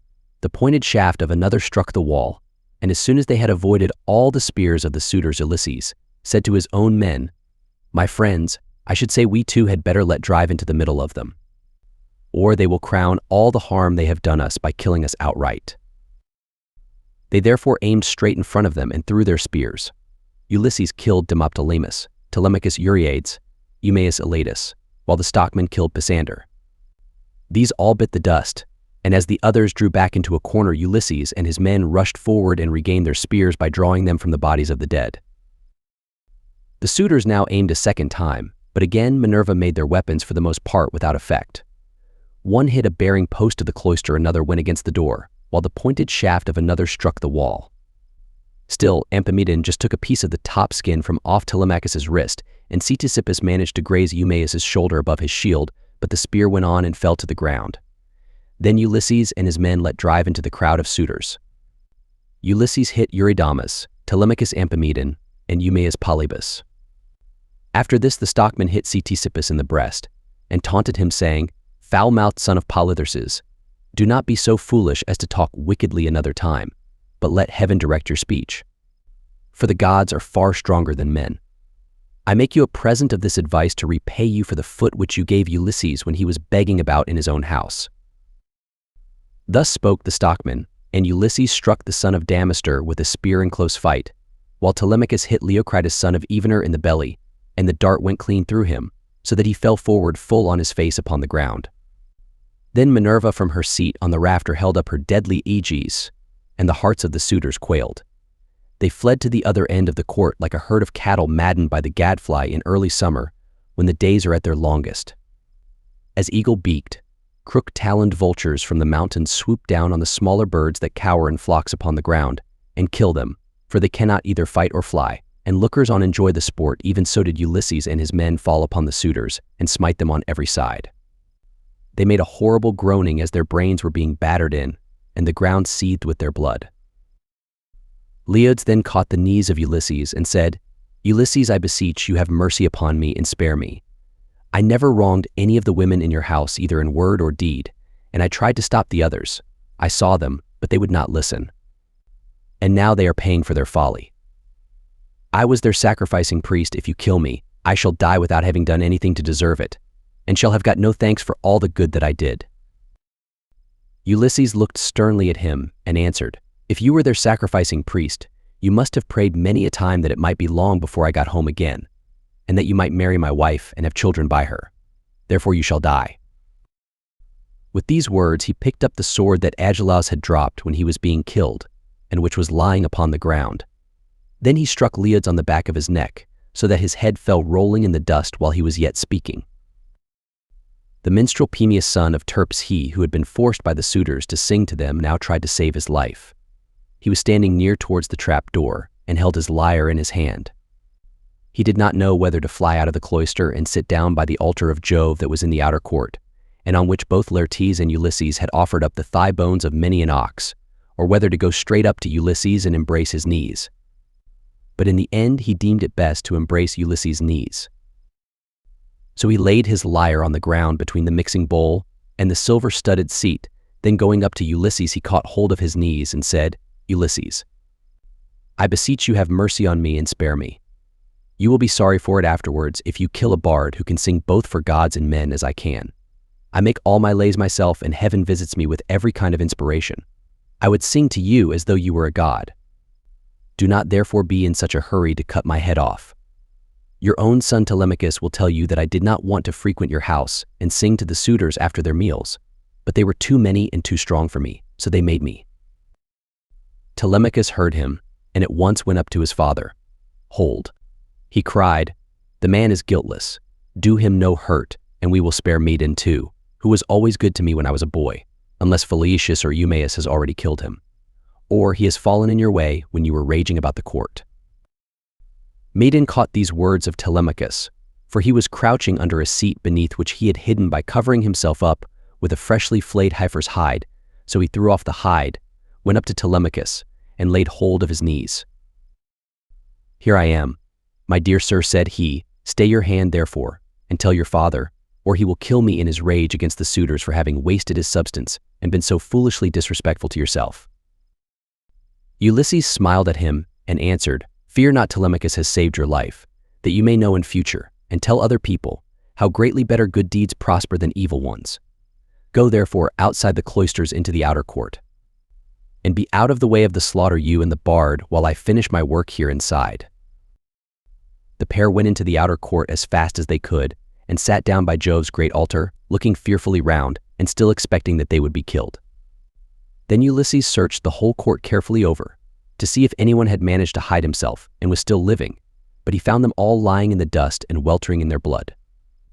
They were like fishes which fishermen have netted out of the sea, and thrown upon the beach to lie gasping for water till the heat of the sun makes an end of them. Even so were the suitors lying all huddled up one against the other. Then Ulysses said to Telemachus, "Call nurse Euryclea, I have something to say to her." Telemachus went and knocked at the door of the women's room. "Make haste," said he, "you old woman who have been set over all the other women in the house.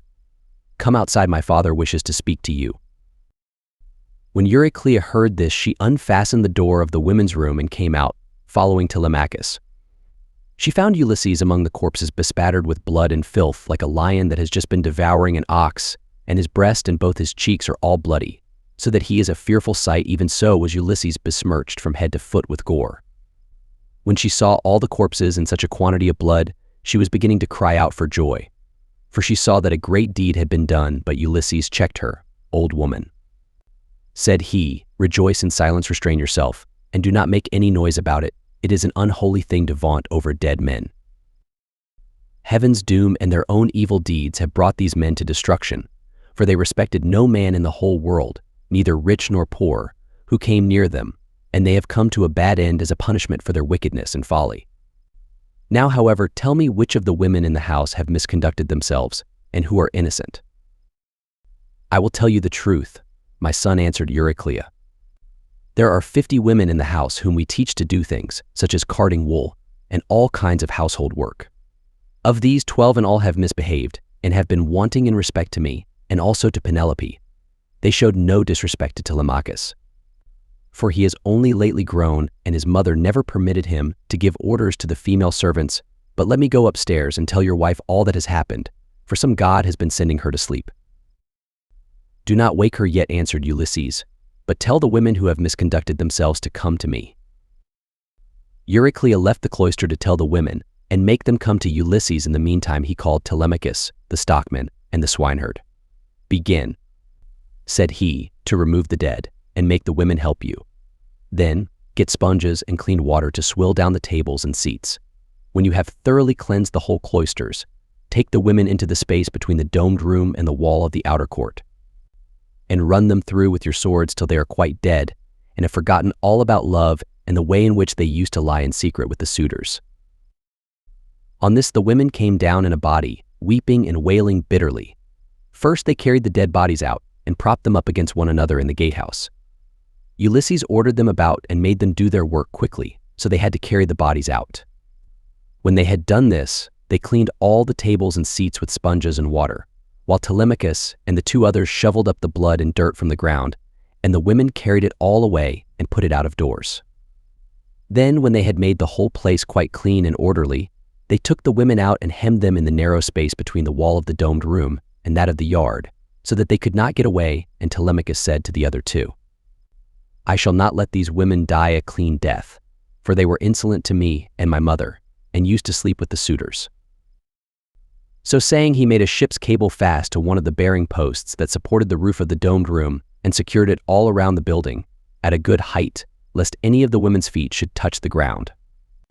And as thrushes or doves beat against a net that has been set for them in a thicket, just as they were getting to their nest, and a terrible fate awaits them, Even so did the women have to put their heads in nooses one after the other and die most miserably.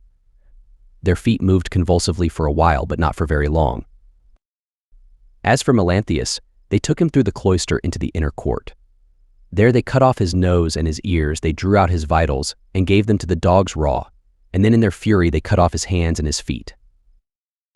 When they had done this, they washed their hands and feet, and went back into the house, for all was now over, and Ulysses said to the dear old nurse Euryclea, "Bring me sulfur, which cleanses all pollution, and fetch fire also that I may burn it, and purify the cloisters. Go, moreover, and tell Penelope come here with her attendants, and also all the maidservants that are in the house."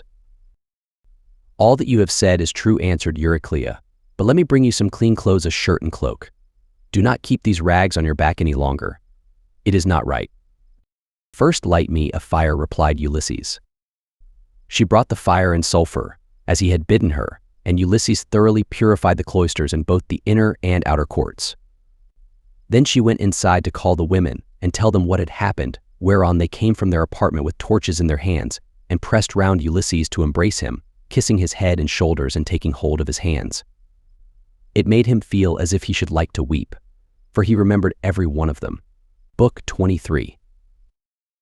Penelope eventually recognizes her husband early in the morning. Ulysses, Telemachus, Eumaeus, and Philausus leave the town. Euryclea now went upstairs laughing to tell her mistress that her dear husband had come home. Her aged knees became young again and her feet were nimble for joy as she went up to her mistress and bent over her head to speak to her. "Wake up, Penelope, my dear child," she exclaimed, "and see with your own eyes something that you have been wanting this long time past. Ulysses has at last indeed come home again and has killed the suitors who were giving so much trouble in his house, eating up his estate and ill-treating his son." "My good nurse," answered Penelope, "you must be mad. The gods sometimes send some very sensible people out of their minds and make foolish people become sensible. This is what they must have been doing to you, for you always used to be a reasonable person. Why should you thus mock me when I have trouble enough already talking such nonsense?" And waking me up out of a sweet sleep that had taken possession of my eyes and closed them. I have never slept so soundly from the day my poor husband went to that city with the ill-omened name. Go back again into the women's room. If it had been anyone else who had woke me up to bring me such absurd news, I should have sent her away with a severe scolding. As it is, your age shall protect you." "My dear child," answered Euryclea, "I am not mocking you. It is quite true as I tell you that Ulysses has come home again. He was the stranger whom they all kept on treating so badly in the cloister. Telemachus knew all the time that he was come back, but kept his father's secret that he might have his revenge on all these wicked people." Then Penelope sprang up from her couch, threw her arms round Euryclea, and wept for joy. "But my dear nurse," said she, "explain this to me. If he has really come home as you say, how did he manage to overcome the wicked suitors single-handed, seeing what a number of them there always were?" "I was not there," answered Euryclea, "and do not know. I only heard them groaning while they were being killed. We sat crouching and huddled up in a corner of the women's room with the doors closed, till your son came to fetch me because his father sent him. Then I found Ulysses standing over the corpses that were lying on the ground all round him, one on top of the other. You would have enjoyed it if you could have seen him standing there all bespattered with blood and filth, and looking just like a lion. But the corpses are now all piled up in the gatehouse that is in the outer court, and Ulysses has lit a great fire to purify the house with sulfur. He has sent me to call you, so come with me that you may both be happy together after all. For now at last the desire of your heart has been fulfilled. Your husband is come home to find both wife and son alive and well, and to take his revenge in his own house on the suitors who behaved so badly to him." "My dear nurse," said Penelope, "do not exult too confidently over all this. You know how delighted everyone would be to see Ulysses come home, more particularly myself, and the son who has been born to both of us. But what you tell me cannot be really true. It is some god who is angry with the suitors for their great wickedness, and has made an end of them, for they respected no man in the whole world, neither rich nor poor, who came near them. And they have come to a bad end in consequence of their iniquity. Ulysses is dead far away from the Achaean land. He will never return home again." Then nurse Euryclea said, "My child, what are you talking about? But you are all hard of belief and have made up your mind that your husband is never coming, although he is in the house and by his own fireside at this very moment. Besides, I can give you another proof. When I was washing him, I perceived the scar which the wild boar gave him, and I wanted to tell you about it, but in his wisdom he would not let me, and clapped his hands over my mouth. So come with me, and I will make this bargain with you, if I am deceiving you. You may have me killed by the most cruel death you can think of. My dear nurse, said Penelope, however wise you may be, you can hardly fathom the counsels of the gods. Nevertheless, we will go in search of my son, that I may see the corpses of the suitors, and the man who has killed them. On this, she came down from her upper room, and while doing so she considered whether she should keep at a distance from her husband and question him, or whether she should at once go up to him and embrace him. When, however, she had crossed the stone floor of the cloister, she sat down opposite Ulysses by the fire, against the wall at right angles to that by which she had entered, while Ulysses sat near one of the bearing posts, looking upon the ground, and waiting to see what his brave wife would say to him when she saw him. For a long time she sat silent, and as one lost in amazement. At one moment she looked him full in the face, but then again directly she was misled by his shabby clothes and failed to recognize him, till Telemachus began to reproach her and said, Mother, but you are so hard that I cannot call you by such a name. Why do you keep away from my father in this way? Why do you not sit by his side and begin talking to him and asking him questions? No other woman could bear to keep away from her husband when he had come back to her after 20 years of absence, and after having gone through so much, but your heart always was as hard as a stone. Penelope answered, My son, I am so lost in astonishment that I can find no words in which either to ask questions or to answer them. I cannot even look him straight in the face. Still, if he really is Ulysses come back to his own home again, we shall get to understand one another better by and by. For there are tokens with which we two are alone acquainted, and which are hidden from all others. Ulysses smiled at this, and said to Telemachus, Let your mother put me to any proof she likes, she will make up her mind about it presently. She rejects me for the moment, and believes me to be somebody else, because I am covered with dirt, and have such bad clothes on. Let us, however, consider what we had better do next. When one man has killed another, even though he was not one who would leave many friends to take up his quarrel, the man who has killed him must still say goodbye to his friends and fly the country, whereas we have been killing the stay of a whole town, and all the picked youth of Ithaca. I would have you consider this matter. Look to it yourself, father, answered Telemachus, for they say you are the wisest counselor in the world, and that there is no other mortal man who can compare with you. We will follow you with right good will, nor shall you find us fail you in so far as our strength holds out. I will say what I think will be best, answered Ulysses. First wash and put your shirts on, tell the maids also to go to their own room and dress. Phemius shall then strike up a dance tune on his lyre, so that if people outside hear, or any of the neighbors, or someone going along the street happens to notice it, they may think there is a wedding in the house, and no rumors about the death of the suitors will get about in the town, before we can escape to the woods upon my own land. Once there, we will settle which of the courses heaven vouchsafes us shall seem wisest. Thus did he speak, and they did even as he had said. First they washed and put their shirts on, while the women got ready. Then Phemius took his lyre and set them all longing for sweet song and stately dance. The house re-echoed with the sound of men and women dancing, and the people outside said, I suppose the queen has been getting married at last. She ought to be ashamed of herself for not continuing to protect her husband's property until he comes home. This was what they said, but they did not know what it was that had been happening. The upper servant Eurynome washed and anointed Ulysses in his own house and gave him a shirt and cloak, while Minerva made him look taller and stronger than before. She also made the hair grow thick on the top of his head and flow down in curls like hyacinth blossoms. She glorified him about the head and shoulders, just as a skillful workman, who has studied art of all kinds under Vulcan, or Minerva, and his work is full of beauty, enriches a piece of silver plate by gilding it. He came from the bath looking like one of the immortals, and sat down opposite his wife on the seat he had left. My dear, said he, heaven has endowed you with a heart more unyielding than woman ever yet had. No other woman could bear to keep away from her husband when he had come back to her after 20 years of absence, and after having gone through so much. But come, nurse, get a bed ready for me. I will sleep alone, for this woman has a heart as hard as iron. My dear, answered Penelope, I have no wish to set myself up, nor to depreciate you, but I am not struck by your appearance, for I very well remember what kind of a man you were when you set sail from Ithaca. Nevertheless, Euryclea, take his bed outside the bedchamber that he himself built. Bring the bed outside this room, and put bedding upon it with fleeces, good coverlets, and blankets." She said this to try him, but Ulysses was very angry and said, "Wife, I am much displeased at what you have just been saying. Who has been taking my bed from the place in which I left it? He must have found it a hard task, no matter how skilled a workman he was, unless some god came and helped him to shift it. There is no man living, however strong and in his prime, who could move it from its place, for it is a marvelous curiosity which I made with my very own hands." There was a young olive growing within the precincts of the house, in full vigor, and about as thick as a bearing post. I built my room round this with strong walls of stone and a roof to cover them, and I made the doors strong and well-fitting. Then I cut off the top boughs of the olive tree and left the stump standing.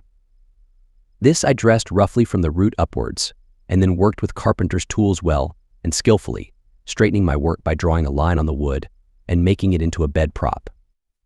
I then bored a hole down the middle and made it the center post of my bed, at which I worked till I had finished it, inlaying it with gold and silver. After this I stretched a hide of crimson leather from one side of it to the other. So you see, I know all about it, and I desire to learn whether it is still there or whether any one has been removing it by cutting down the olive tree at its roots." When she heard the sure proofs Ulysses now gave her, she fairly broke down.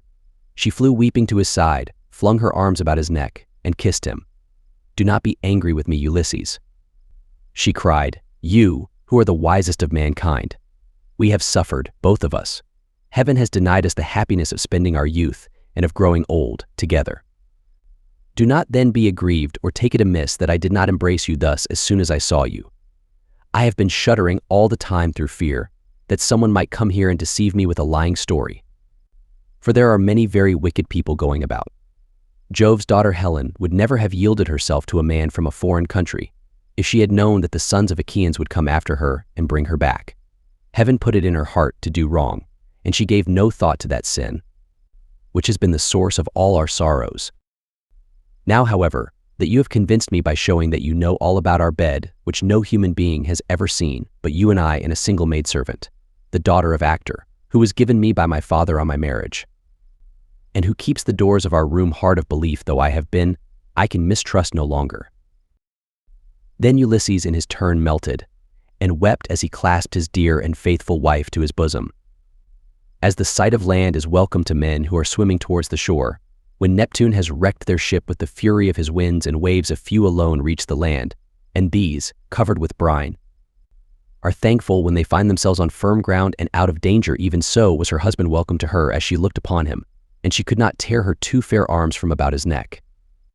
Indeed, they would have gone on indulging their sorrow till rosy-fingered morn appeared, had not Minerva determined otherwise, and held night back in the far west, while she would not suffer dawn to leave Oceanus, nor to yoke the two steeds Lampus and Phaethon that bear her onward to break the day upon mankind.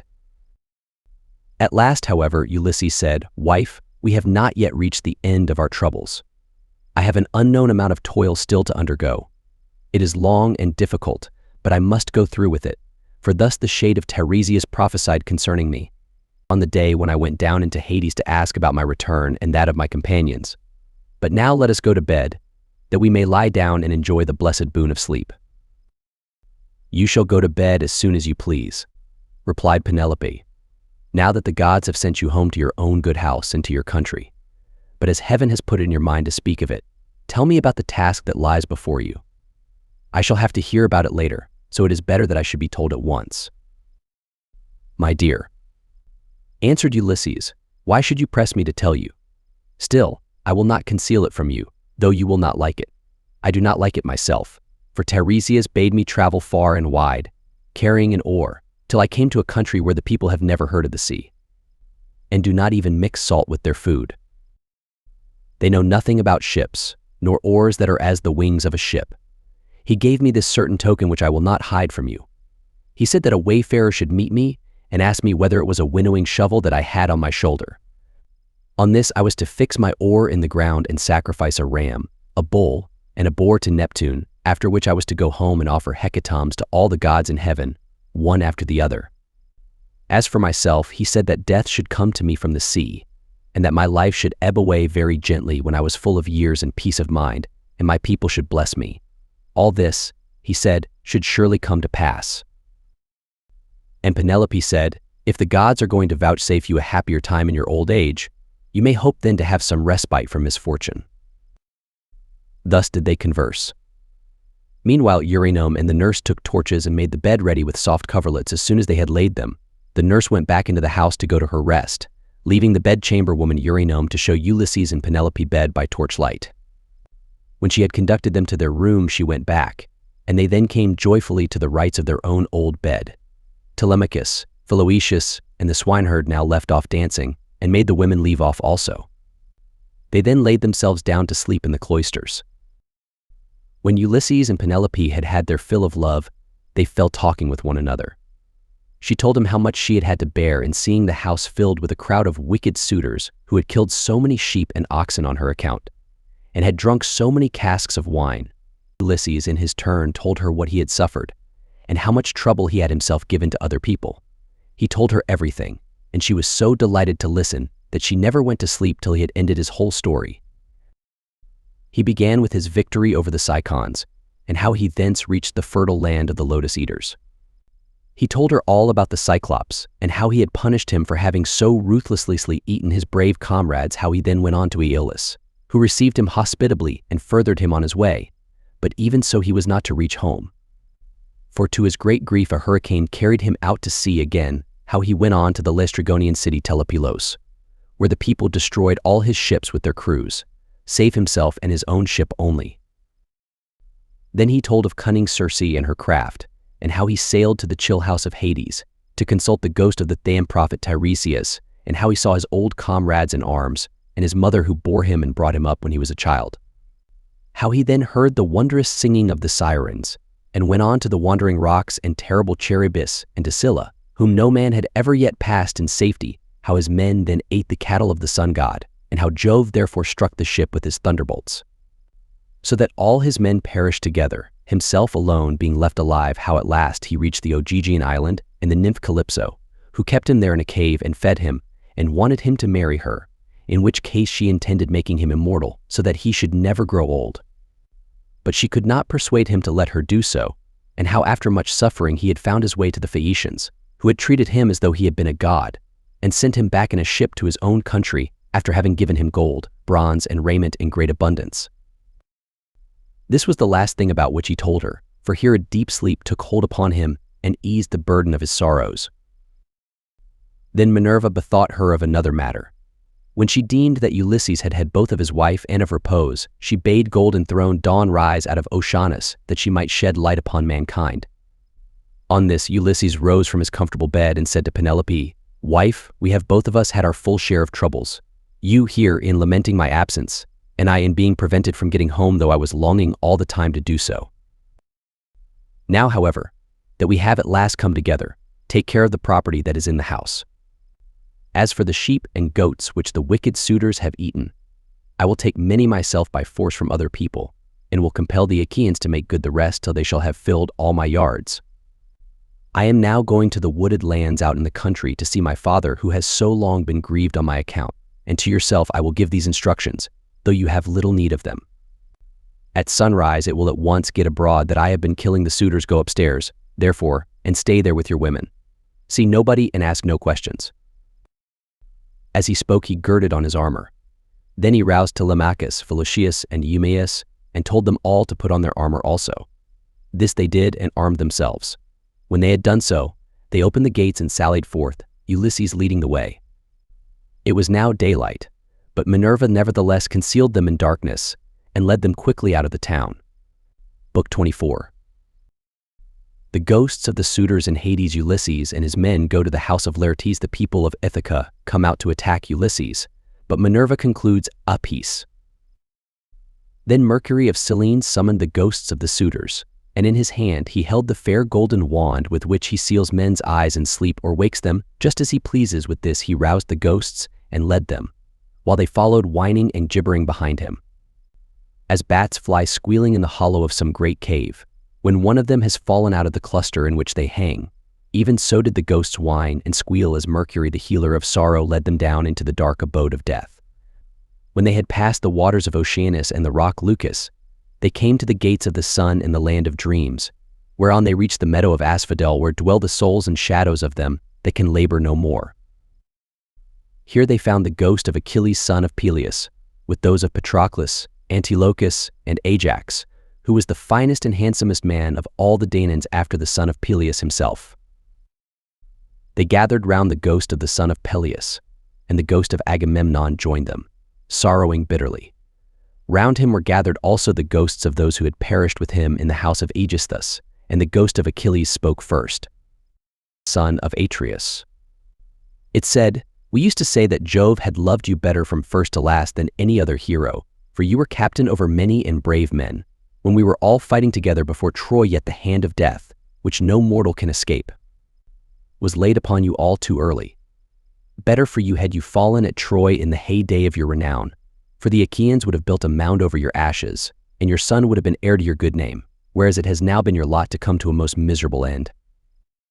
"Happy son of Peleus," answered the ghost of Agamemnon, "for having died at Troy far from Argos, while the bravest of the Trojans and the Achaeans fell round you fighting for your body. There you lay in the whirling clouds of dust, all huge and hugely, heedless now of your chivalry. We fought the whole of the livelong day, nor should we ever have left off if Jove had not sent a hurricane to stay us. Then, when we had borne you to the ships out of the fray, we laid you on your bed and cleansed your fair skin with warm water and with ointments. The Danaans tore their hair and wept bitterly round about you. Your mother, when she heard, came with her immortal nymphs from out of the sea, and the sound of a great wailing went forth over the waters, so that the Achaeans quaked for fear. They would have fled panic-stricken to their ships, had not wise old Nestor, whose counsel was ever truest, checked them, saying, 'Hold, Argives, fly not, sons of the Achaeans. This is his mother coming from the sea, with her immortal nymphs to view the body of her son.' Thus he spoke, and the Achaeans feared no more. The daughters of the old man of the sea stood round you weeping bitterly, and clothed you in immortal raiment. The 9 muses also came and lifted up their sweet voices in lament, calling and answering one another. There was not an Argive but wept for pity of the dirge they chaunted. Days and nights 7 and 10 we mourned you, mortals and immortals, but on the 18th day we gave you to the flames, and many a fat sheep with many an ox did we slay and sacrifice around you. You were burnt in raiment of the gods, with rich resins and with honey, while heroes, horse and foot, clashed their armor round the pile as you were burning, with the tramp as of a great multitude. But when the flames of heaven had done their work, we gathered your white bones at daybreak and laid them in ointments and in pure wine. Your mother brought us a golden vase to hold them, gift of Bacchus, and work of Vulcan himself. In this we mingled your bleached bones with those of Patroclus who had gone before you, and separate we enclosed also those of Antilochus, who had been closer to you than any other of your comrades now that Patroclus was no more. Over these the host of the Argives built a noble tomb, on a point jutting out over the open Hellespont, that it might be seen from far out upon the sea by those now living and by them that shall be born hereafter.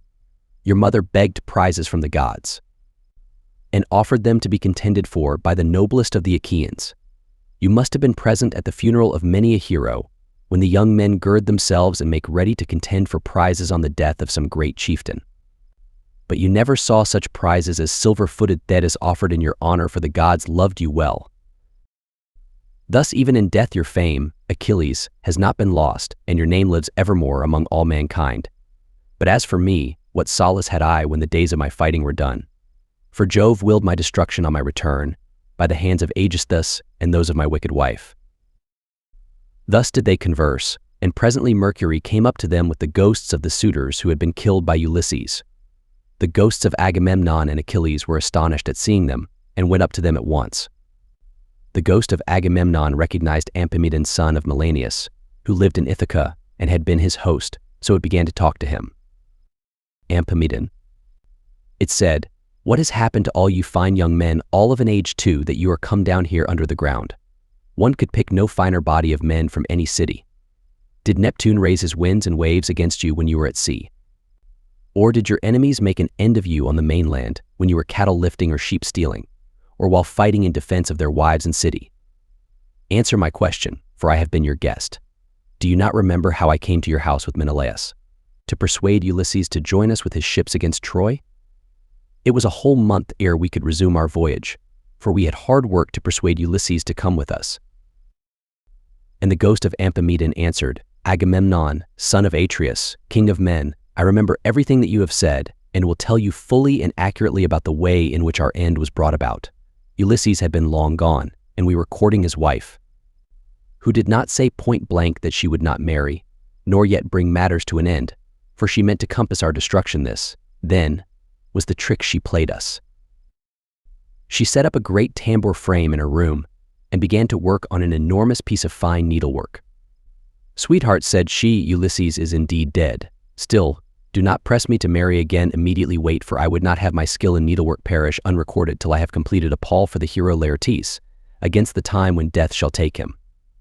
He is very rich, and the women of the place will talk if he is laid out without a pall. This is what she said, and we assented, whereupon we could see her working upon her great web all day long, but at night she would unpick the stitches again by torchlight. She fooled us in this way for 3 years without our finding it out, but as time wore on and she was now in her 4th year, and the waning of moons and many days had been accomplished, one of her maids who knew what she was doing told us, and we caught her in the act of undoing her work. So she had to finish it, whether she would or no, and when she showed us the robe she had made, after she had had it washed, its splendor was as that of the sun or moon. Then some malicious god conveyed Ulysses to the upland farm where his swineherd lives. Thither presently came also his son, returning from a voyage to Pylos, and the two came to the town when they had hatched their plot for our destruction. Telemachus came first, and then after him. Accompanied by the swineherd, came Ulysses, clad in rags and leaning on a staff, as though he were some miserable old beggar. He came so unexpectedly that none of us knew him, not even the older ones among us, and we reviled him and threw things at him. He endured both being struck and insulted without a word, though he was in his own house. But when the will of Aegis-bearing Jove inspired him, he and Telemachus took the armor and hid it in an inner chamber, bolting the doors behind them. Then he cunningly made his wife offer his bow and a quantity of iron to be contended for by us ill-fated suitors, and this was the beginning of our end, for not one of us could string the bow, nor nearly do so. When it was about to reach the hands of Ulysses, we all of us shouted out that it should not be given him, no matter what he might say, but Telemachus insisted on his having it. When he had got it in his hands, he strung it with ease and sent his arrow through the iron. Then he stood on the floor of the cloister and poured his arrows on the ground, glaring fiercely about him. First he killed Antinous, and then, aiming straight before him, he let fly his deadly darts, and they fell thick on one another. It was plain that some one of the gods was helping them, for they fell upon us with might and main throughout the cloisters, and there was a hideous sound of groaning as our brains were being battered in, and the ground seethed with our blood. This, Agamemnon, is how we came by our end, and our bodies are lying still uncared for in the house of Ulysses, for our friends at home do not yet know what has happened, so that they cannot lay us out and wash the black blood from our wounds, making moan over us, according to the offices due to the departed. Happy Ulysses, son of Laertes, replied the ghost of Agamemnon, you are indeed blessed in the possession of a wife endowed with such rare excellence of understanding, and so faithful to her wedded lord as Penelope, the daughter of Icarius. The fame, therefore, of her virtue shall never die, and the immortals shall compose a song that shall be welcome to all mankind in honor of the constancy of Penelope. How far otherwise was the wickedness of the daughter of Tyndareus, who killed her lawful husband? Her song shall be hateful among men, for she has brought disgrace on all womankind, even on the good ones. Thus did they converse in the house of Hades deep down within the bowels of the earth. Meanwhile Ulysses and the others passed out of the town and soon reached the fair and well-tilled farm of Laertes, which he had reclaimed with infinite labor. Here was his house, with a lean-to running all round it, where the slaves who worked for him slept and sat and ate, while inside the house there was an old Sicel woman, who looked after him in this his country farm. When Ulysses got there, he said to his son and to the other two, "Go to the house and kill the best pig that you can find for dinner. Meanwhile, I want to see whether my father will know me or fail to recognize me after so long an absence." He then took off his armor and gave it to Eumaeus and Phloetius, who went straight on to the house, while he turned off into the vineyard to make trial of his father. As he went down into the great orchard, he did not see Dolius, nor any of his sons, nor of the other bondsmen, for they were all gathering thorns to make a fence for the vineyard, at the place where the old man had told them. He therefore found his father alone, hoeing a vine. He had on a dirty old shirt, patched and very shabby. His legs were bound round with thongs of ox hide to save him from the brambles, and he also wore sleeves of leather. He had a goat skin cap on his head, and was looking very woe-begone. When Ulysses saw him so worn, so old and full of sorrow, he stood still under a tall pear tree and began to weep. He doubted whether to embrace him, kiss him, and tell him all about his having come home, or whether he should first question him and see what he would say. In the end, he deemed it best to be crafty with him, so in this mind he went up to his father, who was bending down and digging about a plant. "I see, sir," said Ulysses, "that you are an excellent gardener. What pains you take with it, to be sure. There is not a single plant, not a fig tree, vine, olive, pear, nor flower bed, but bears the trace of your attention. I trust, however, that you will not be offended if I say that you take better care of your garden than of yourself. You are old, unsavory, and very meanly clad. It cannot be because you are idle that your master takes such poor care of you. Indeed, your face and figure have nothing of the slave about them, and proclaim you of noble birth. I should have said that you were one of those who should wash well, eat well, and lie soft at night as old men have a right to do. But tell me, and tell me true, whose bondman are you, and in whose garden are you working? Tell me also about another matter. Is this place that I have come to really Ithaca? I met a man just now who said so, but he was a dull fellow, and had not the patience to hear my story out when I was asking him about an old friend of mine, whether he was still living, or was already dead and in the house of Hades. Believe me when I tell you that this man came to my house once when I was in my own country, and never yet did any stranger come to me whom I like better. He said that his family came from Ithaca, and that his father was Laertes, son of Arcesius. I received him hospitably, making him welcome to all the abundance of my house, and when he went away I gave him all customary presents. I gave him 7 talents of fine gold, and a cup of solid silver with flowers chased upon it. I gave him 12 light cloaks, and as many pieces of tapestry. I also gave him 12 cloaks of single fold, 12 rugs, 12 fair mantles, and an equal number of shirts. To all this I added 4 good-looking women skilled in all useful arts, and I let him take his choice. His father shed tears and answered, "Sir, you have indeed come to the country that you have named, but it has fallen into the hands of wicked people. All this wealth of presents has been given to no purpose. If you could have found your friend here alive in Ithaca, he would have entertained you hospitably and would have requited your presents amply when you left him, as would have been only right considering what you had already given him. But tell me, and tell me true, how many years is it since you entertained this guest, my unhappy son?" "As ever was. Alas, he has perished far from his own country. The fishes of the sea have eaten him, or he has fallen a prey to the birds and wild beasts of some continent. Neither his mother nor I his father, who were his parents, could throw our arms about him and wrap him in his shroud, nor could his excellent and richly dowered wife Penelope wail her husband, as was natural upon his deathbed, and close his eyes according to the offices due to the departed. But now, tell me truly, for I want to know. Who and whence are you? Tell me of your town and parents. Where is the ship lying that has brought you and your men to Ithaca? Or were you a passenger on some other man's ship, and those who brought you here have gone on their way and left you?" "I will tell you everything," answered Ulysses, "quite truly. I come from Alybas, where I have a fine house. I am son of King Iphitus, who is the son of Polypemon. My own name is Eperitus. Heaven drove me off my course as I was leaving Sicania, and I have been carried here against my will. As for my ship, it is lying over yonder, off the open country outside the town, and this is the 5th year since Ulysses left my country. Poor fellow, yet the omens were good for him when he left me. The birds all flew on our right hands.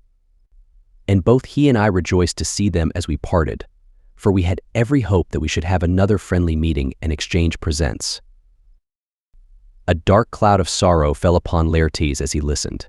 He filled both hands with the dust from off the ground and poured it over his gray head, groaning heavily as he did so.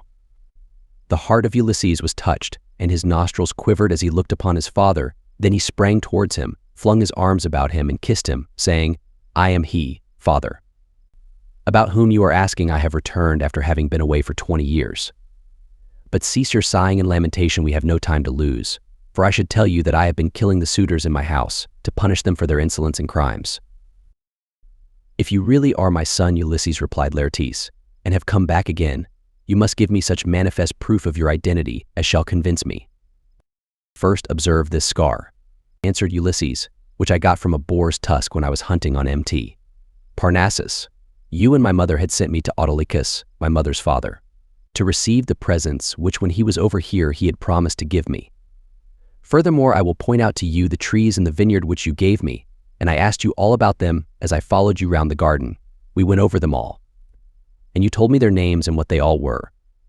You gave me 13 pear trees, 10 apple trees, and 40 fig trees. You also said you would give me 50 rows of vines. There was corn planted between each row. And they yield grapes of every kind when the heat of heaven has been laid heavy upon them." Laertes' strength failed him when he heard the convincing proofs which his son had given him. He threw his arms about him, and Ulysses had to support him, or he would have gone off into a swoon. But as soon as he came to and was beginning to recover his senses, he said, "O Father Jove, then you gods are still in Olympus after all. If the suitors have really been punished for their insolence and folly. Nevertheless, I am much afraid that I shall have all the townspeople of Ithaca up here directly, and they will be sending messengers everywhere throughout the cities of the Cephallenians." Ulysses answered, "Take heart and do not trouble yourself about that, but let us go into the house hard by your garden. I have already told Telemachus, Philœtius, and Eumaeus to go on there and get dinner ready as soon as possible." Thus conversing, the two made their way towards the house. When they got there, they found Telemachus with the stockman and the swineherd cutting up meat and mixing wine with water. Then the old Sicel woman took Laertes inside and washed him and anointed him with oil. She put him on a good cloak, and Minerva came up to him and gave him a more imposing presence, making him taller and stouter than before. When he came back, his son was surprised to see him looking so like an immortal, and said to him, "My dear father, one of the gods has been making you much taller and better looking." Laertes answered, "Would by Father Jove, Minerva, and Apollo, that I were the man I was when I ruled among the Cephallenians and took Nericum, that strong fortress on the foreland. If I were still what I then was, and had been in our house yesterday with my armor on, I should have been able to stand by you and help you against the suitors. I should have killed a great many of them, and you would have rejoiced to see it." Thus did they converse, but the others, when they had finished their work and the feast was ready, left off working, and took each his proper place on the benches and seats. Then they began eating and by old Dolius and his sons left their work and came up, for their mother, the Sicel woman who looked after Laertes now that he was growing old, had been to fetch them. When they saw Ulysses and were certain it was he, they stood there lost in astonishment, but Ulysses scolded them good-naturedly and said, "Sit down to your dinner, old man, and never mind about your surprise. We have been wanting to begin for some time and have been waiting for you." Then Dolius put out both his hands and went up to Ulysses. "Sir," said he, seizing his master's hand and kissing it at the wrist, "we have long been wishing you home, and now heaven has restored you to us after we had given up hoping. All hail, therefore, and may the gods prosper you. But tell me, does Penelope already know of your return? Or shall we send someone to tell her?" "Old man," answered Ulysses, "she knows already, so you need not trouble about that." On this he took his seat, and the sons of Dolius gathered round Ulysses to give him greeting and embrace him one after the other. Then they took their seats in due order near Dolius their father. While they were thus busy getting their dinner ready, rumor went round the town, and noised abroad the terrible fate that had befallen the suitors. As soon, therefore, as the people heard of it, they gathered from every quarter, groaning and hooting before the house of Ulysses. They took the dead away, buried every man his own, and put the bodies of those who came from elsewhere on board the fishing vessels, for the fishermen to take each of them to his own place. They then met angrily in the place of assembly, and when they were got together, Eupates rose to speak. He was overwhelmed with grief for the death of his son Antinous, who had been the first man killed by Ulysses. So he said, weeping bitterly, "My friends, this man has done the Achaeans great wrong. He took many of our best men away with him in his fleet, and he has lost both ships and men now. Moreover, on his return he has been killing all the foremost men among the Cephallenians. Let us be up and doing before he can get away to Pylos or to Elis, where the Epeans rule, or we shall be ashamed of ourselves forever afterwards. It will be an everlasting disgrace to us if we do not avenge the murder of our sons and brothers. For my own part, one should have no more pleasure in life, but had rather die at once. Let us be up, then, and after them, before they can cross over to the mainland." He wept as he spoke, and everyone pitied him. But Medon and the bard Phemius had now woke up and came to them from the house of Ulysses. Everyone was astonished at seeing them. But they stood in the middle of the assembly, and Medon said, "Hear me, men of Ithaca. Ulysses did not do these things against the will of heaven. I myself saw an immortal god take the form of Mentor and stand beside him. This god appeared, now in front of him, encouraging him, and now going furiously about the court and attacking the suitors, whereon they fell thick on one another. On this pale fear laid hold of them, and old Halitherses, son of Master, rose to speak, for he was the only man among them who knew both past and future, so he spoke to them plainly and in all honesty, saying, "Men of Ithaca, it is all your own fault that things have turned out as they have. You would not listen to me, nor yet to Mentor. When we bade you check the folly of your sons who were doing much wrong in the wantonness of their hearts, wasting the substance and dishonoring the wife of a chieftain who they thought would not return. Now, however, let it be as I say, and do as I tell you. Do not go out against Ulysses, or you may find that you have been drawing down evil on your own heads." This was what he said, and more than half raised a loud shout, and at once left the assembly. But the rest stayed where they were, for the speech of Halitherses displeased them, and they sided with Eupates. They therefore hurried off for their armor, and when they had armed themselves, they met together in front of the city, and Eupates led them on in their folly.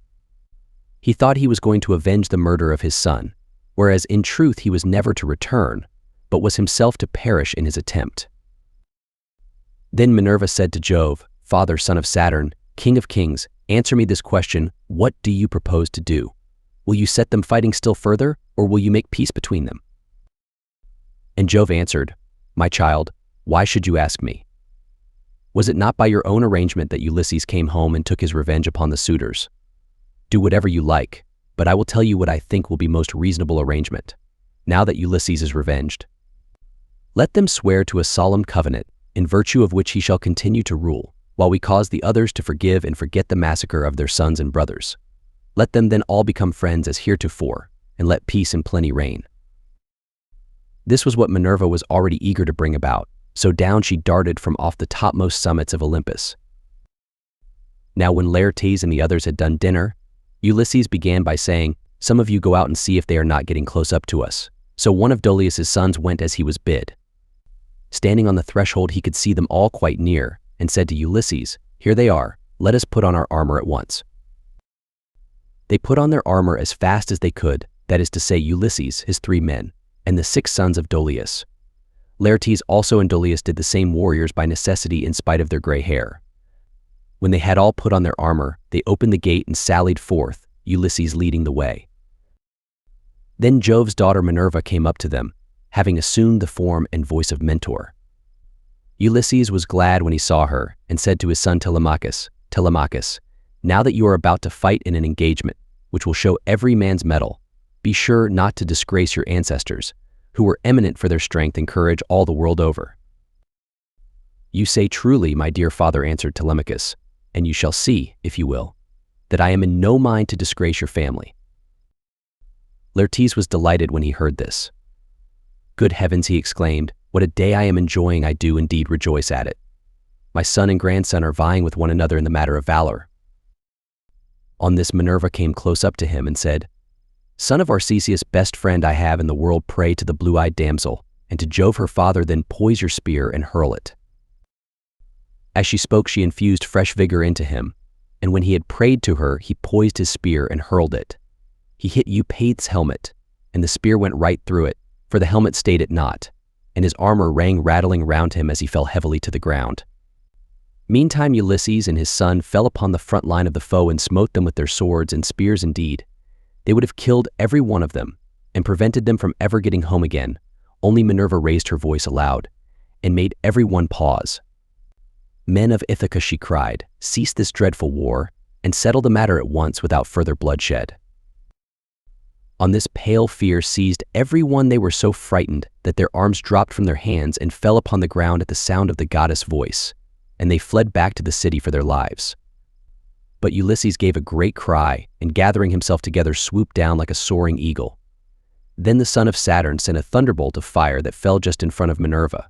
So she said to Ulysses, "Ulysses, Ulysses, noble son of Laertes, stop this warful strife, or Jove will be angry with you." Thus spoke Minerva, and Ulysses obeyed her gladly. Then Minerva assumed the form and voice of Mentor, and presently made a covenant of peace between the two contending parties. The end. The crew at Best Audiobooks for Free hope that you have enjoyed this production of Homer's The Odyssey. Please subscribe to our channel on both YouTube and Rumble, as your subscription supports the production of more free, great content.